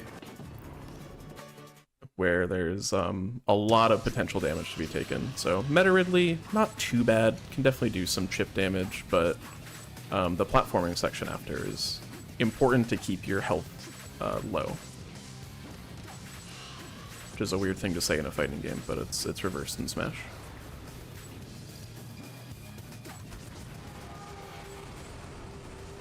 Well, I didn't know that. That's why I kept dying.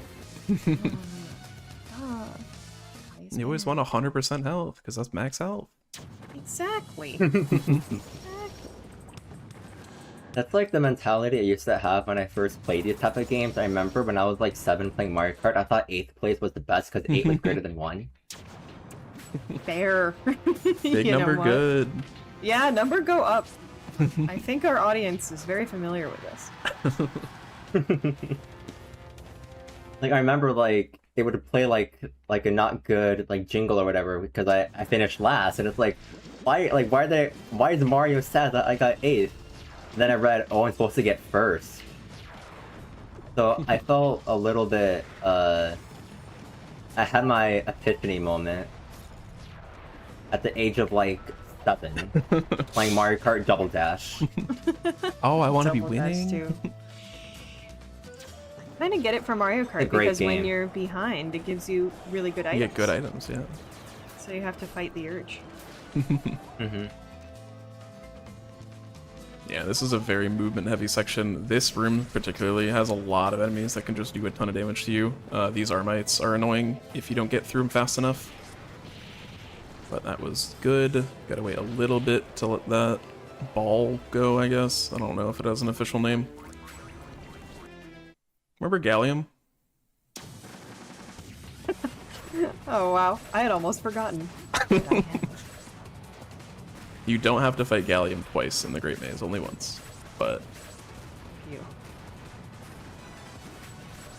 yeah, this is the boss you fight the most times, at 3 for some reason.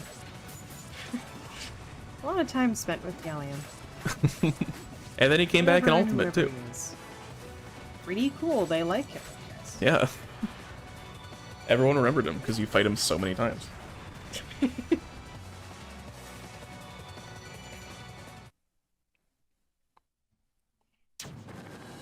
All you have to do to make people like a character is put them in front of them. Wow. Yeah. So we're at the bottom left quadrant. This is like, we're almost done. I'd say probably about 15-ish minutes, depending on how long. But we are almost there. Yeah. It's what In about there, fun 10 to 12 fights left? Maybe a couple more? I think you're about Yeah. 2/3 the way done with Maze.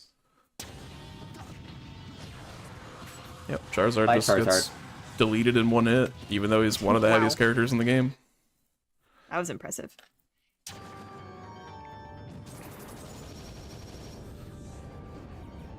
Yeah, so entering that previous save point door was important, because we're going to be warping back here later.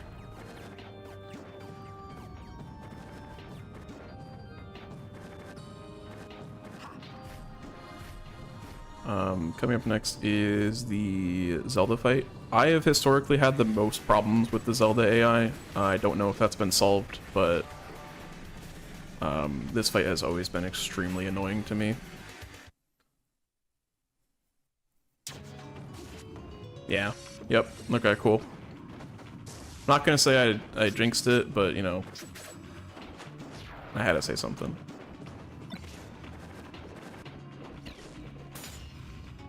Nice.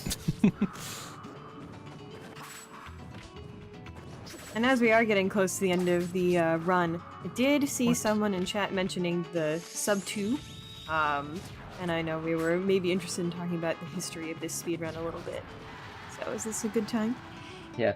I think Swoos can give you a little bit of like the earlier stages, and I could probably give like the most recent year or so. Yeah, I started running this game in February 2018. If you've been speedrunning since then, please sound off in chat, because there's not many of you. When world record was like a 2:16 or something. A couple things were found since then, like the PAL skip and the research facility, or the Bomb Factory 2 skip, and then just general, you know, routing improvements. So eventually, just over a year later, I think, I got the first sub 2 in any percent run, barely. And then since then, a lot more stuff has been found, and I'm not even top 5 anymore on the leaderboard. So there have been a couple very good runners that either have been playing for a while or are fairly new that have been playing at this level. So it is cool to see.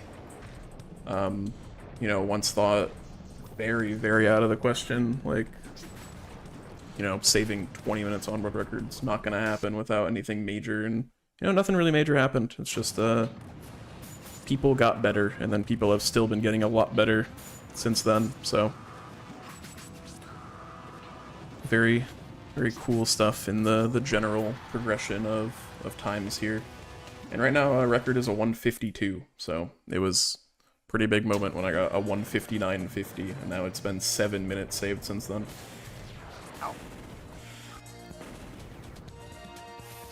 Yeah, that's one thing that you will learn as a speedrunner is if you ever think a gold time is impossible, there's a pretty decent chance you're wrong. Yeah. And about the whole sub 2 thing, I am the most recent person to get a sub 2. There was a gap from November 2021 to May of this year where there wasn't a new user to have gotten a sub 2. And I've been making inroads at it since I started doing any percent around January of this year. But it wasn't until May 26th that I actually did get a sub 2, and it was a 159.49, so 1 second faster than Swoos's initial sub 2. So, but my PB now is a 158.07. I'm considering possibly trying to get a 156 or 155, but again, my time is limited. Yeah. Well, it's very cool you're sub-2'd, you know, with a little bit of dedicated work. It's very very inspirational to see, you know, you go, I want to tackle this project, and then work hard at it and get that goal time. It's so elusive. I did not think I was going to get a sub 2. I remember my first recorded run of this was like a 218, and I made a goal of like, oh, let's try getting a low 2, maybe like 210, 205. And so I kept practicing at it. I took a break here and there because I wanted to focus on college, and I'm still in college, so I'm kind of young. But anyways, I found time to keep working at it, and here I am, 158.07. Yeah. Yeah, my first recorded run was like a 245, I think. I learned this game for the 12-hour challenge, which is not so much of a thing anymore, but it was very big back in the late 20-teens, where you learn a speedrun in 12 hours, and I did. And then I just played it for like a year straight, and got my goal, and kind of stopped. But I'm still around in the community, just kind of being there, and happy to be here today. It's awesome I still that know. both of I you still are know here. a bit. Yeah, representing two very different eras of this game. I think that's Right.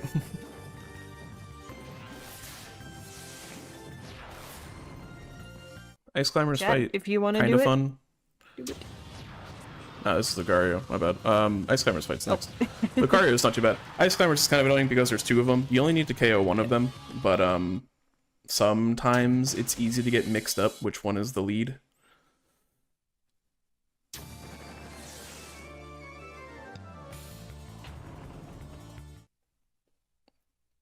But if you're able to isolate one, their recovery is extremely bad, so... Oh, Jesus. All good. Nice. Okay. Yeah, it's very Saw easy. myself falling it off, and Yeah. I thought I was going to die for a second. Very easy to overextend with Shuttle Loop. You go back a little bit after you complete it, and you're able to grab ledge from a kind of far away, but sometimes it's just too much, and you're done for. So yeah, actually coming up on the final fights now, there's just a good bit of movement between them. So Ike is a heavy who dies quickly, and then the last two before the final boss are just, yeah, good chunks of movement.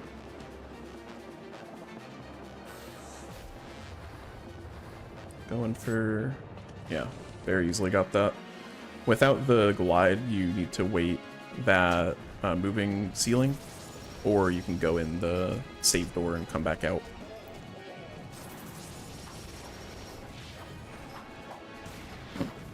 I think this straightaway leading up to the door is like the best use of Infinite Dimensional Cape. Yep. Because there's not enough room to gain height for a glide. But it's not too big. It's flashy because you just disappear and then reappear at the door. The Marth fight's weird because this platform layout's so strange. So you kind of just need to wait for him to pop up like that. And now, conveniently, after we defeated Marth, a nice cannon pops up. Ah, how convenient. Alright, this is the final regular fight. And it's the last character we haven't seen. And we've seen one frame of him. It's Ganondorf. Several runs have been lost at Ganondorf. Not necessarily hard, but sometimes he just gets the better of you and you die. And it's rough and sad. But conveniently, the routing is set up so that the Ganondorf door leads directly into the final boss door. How nice. Yep. Time will be when Tabu takes his last hit. Yes. Oh, hey, there's Sonic. So when its health reaches 0, that will be time, but I'll also call it. Yeah, this is the only place where you can select Sonic in the main game. He shows up and breaks Tabu's wings a little bit. Makes him defeatable, I guess. But yeah, Tabu fight's annoying because he teleports around, does moves with huge hitboxes, so it's just trying to squeeze in as many rock smashes as possible. And eventually he's going to do the off-waves attack, which everybody got hit by as a kid, don't lie. But it's very easy to dodge, you just gotta time it. I think it's the next attack, yeah. Honestly, it doesn't matter because I'm dead. Well, you didn't have to dodge it anyway, so easy. Time. GG. Heck yeah. Nice. What was my time? I won't know for another little bit, but it's going to be pretty close to a sub 2, I think. Yeah, I think you... Oh boy. I think you it's got like a it. 1:59:40 or so. I think there was a little bit of a Nice. time difference from the reset, but safely under, so good job. Yep, that's a sub 2. Yeah, it says on the timer 1:59:26, but I think we started Nice. the timer about 9 seconds late, so it would be a That's fine. 1:59:3x. That's really So, awesome. Yeah. Let's go. Yeah, For sure. 159 IGT, so sub 2. Again, this is my 4th sub 2 now, and this is my PB. I Yo! am not going to override that. But yeah, that's Subspace. A couple mistakes here and there, but that's part of the game. I had a great time doing this. I'll continue doing this for the next month or so before I go back to school teaching. But for now, keep doing this, hopefully getting my goal. I hope you guys had fun doing this. I'll take a next minute or so doing quick shoutouts. First, again, Dylan, again, awesome. Keep up the task stuff.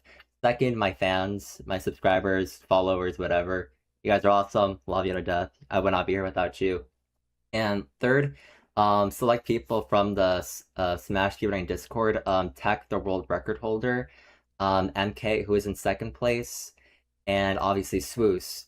You guys very helpful, been there since I started doing this. The advice you've given, the resources, you know, like all this stuff that you've been telling me, guiding me through this. I really cannot express how thankful I am for it. It's been very valuable. I really appreciate all of it. And a lot of that is the reason why I'm able to get a 158 and a 159 tonight. But yeah, thank you guys so much. If you guys like what you saw, again, follow me on Samansky on Blue Sky or Twitch. Either of those I use semi-frequently. I'll continue doing this. But that's all I have. Swoos, is there anything else you want to say? I don't have much. Kind of same shoutouts. Brawl community has always been, it's been relatively small, but the people in it that are active are always really helpful and just good overall. I stream GeoGuessr and Minecraft, so if you like that, thanks. But yeah, I don't have too much. Yeah. Yeah, so again, thank you guys so much for tuning in. I had a great time. I hope you guys had a great time too. But I heard that there's an even better run after this, right after mine. So stay tuned for that. Do not miss that. But again, I'm Samansky. Thank you guys so much for having me, and enjoy the rest of your night. Well, I don't know if I'd say that. I think both of our runs tonight are very, very cool, but good mention, because we do have a run that, in contrast to this one that has a lot of history, this next run is just getting started. Yoshi and the Mysterious Book is going to be coming after the break. Thank you both so much for being here tonight. Y'all are awesome. And stick around. We've got one more run for ya.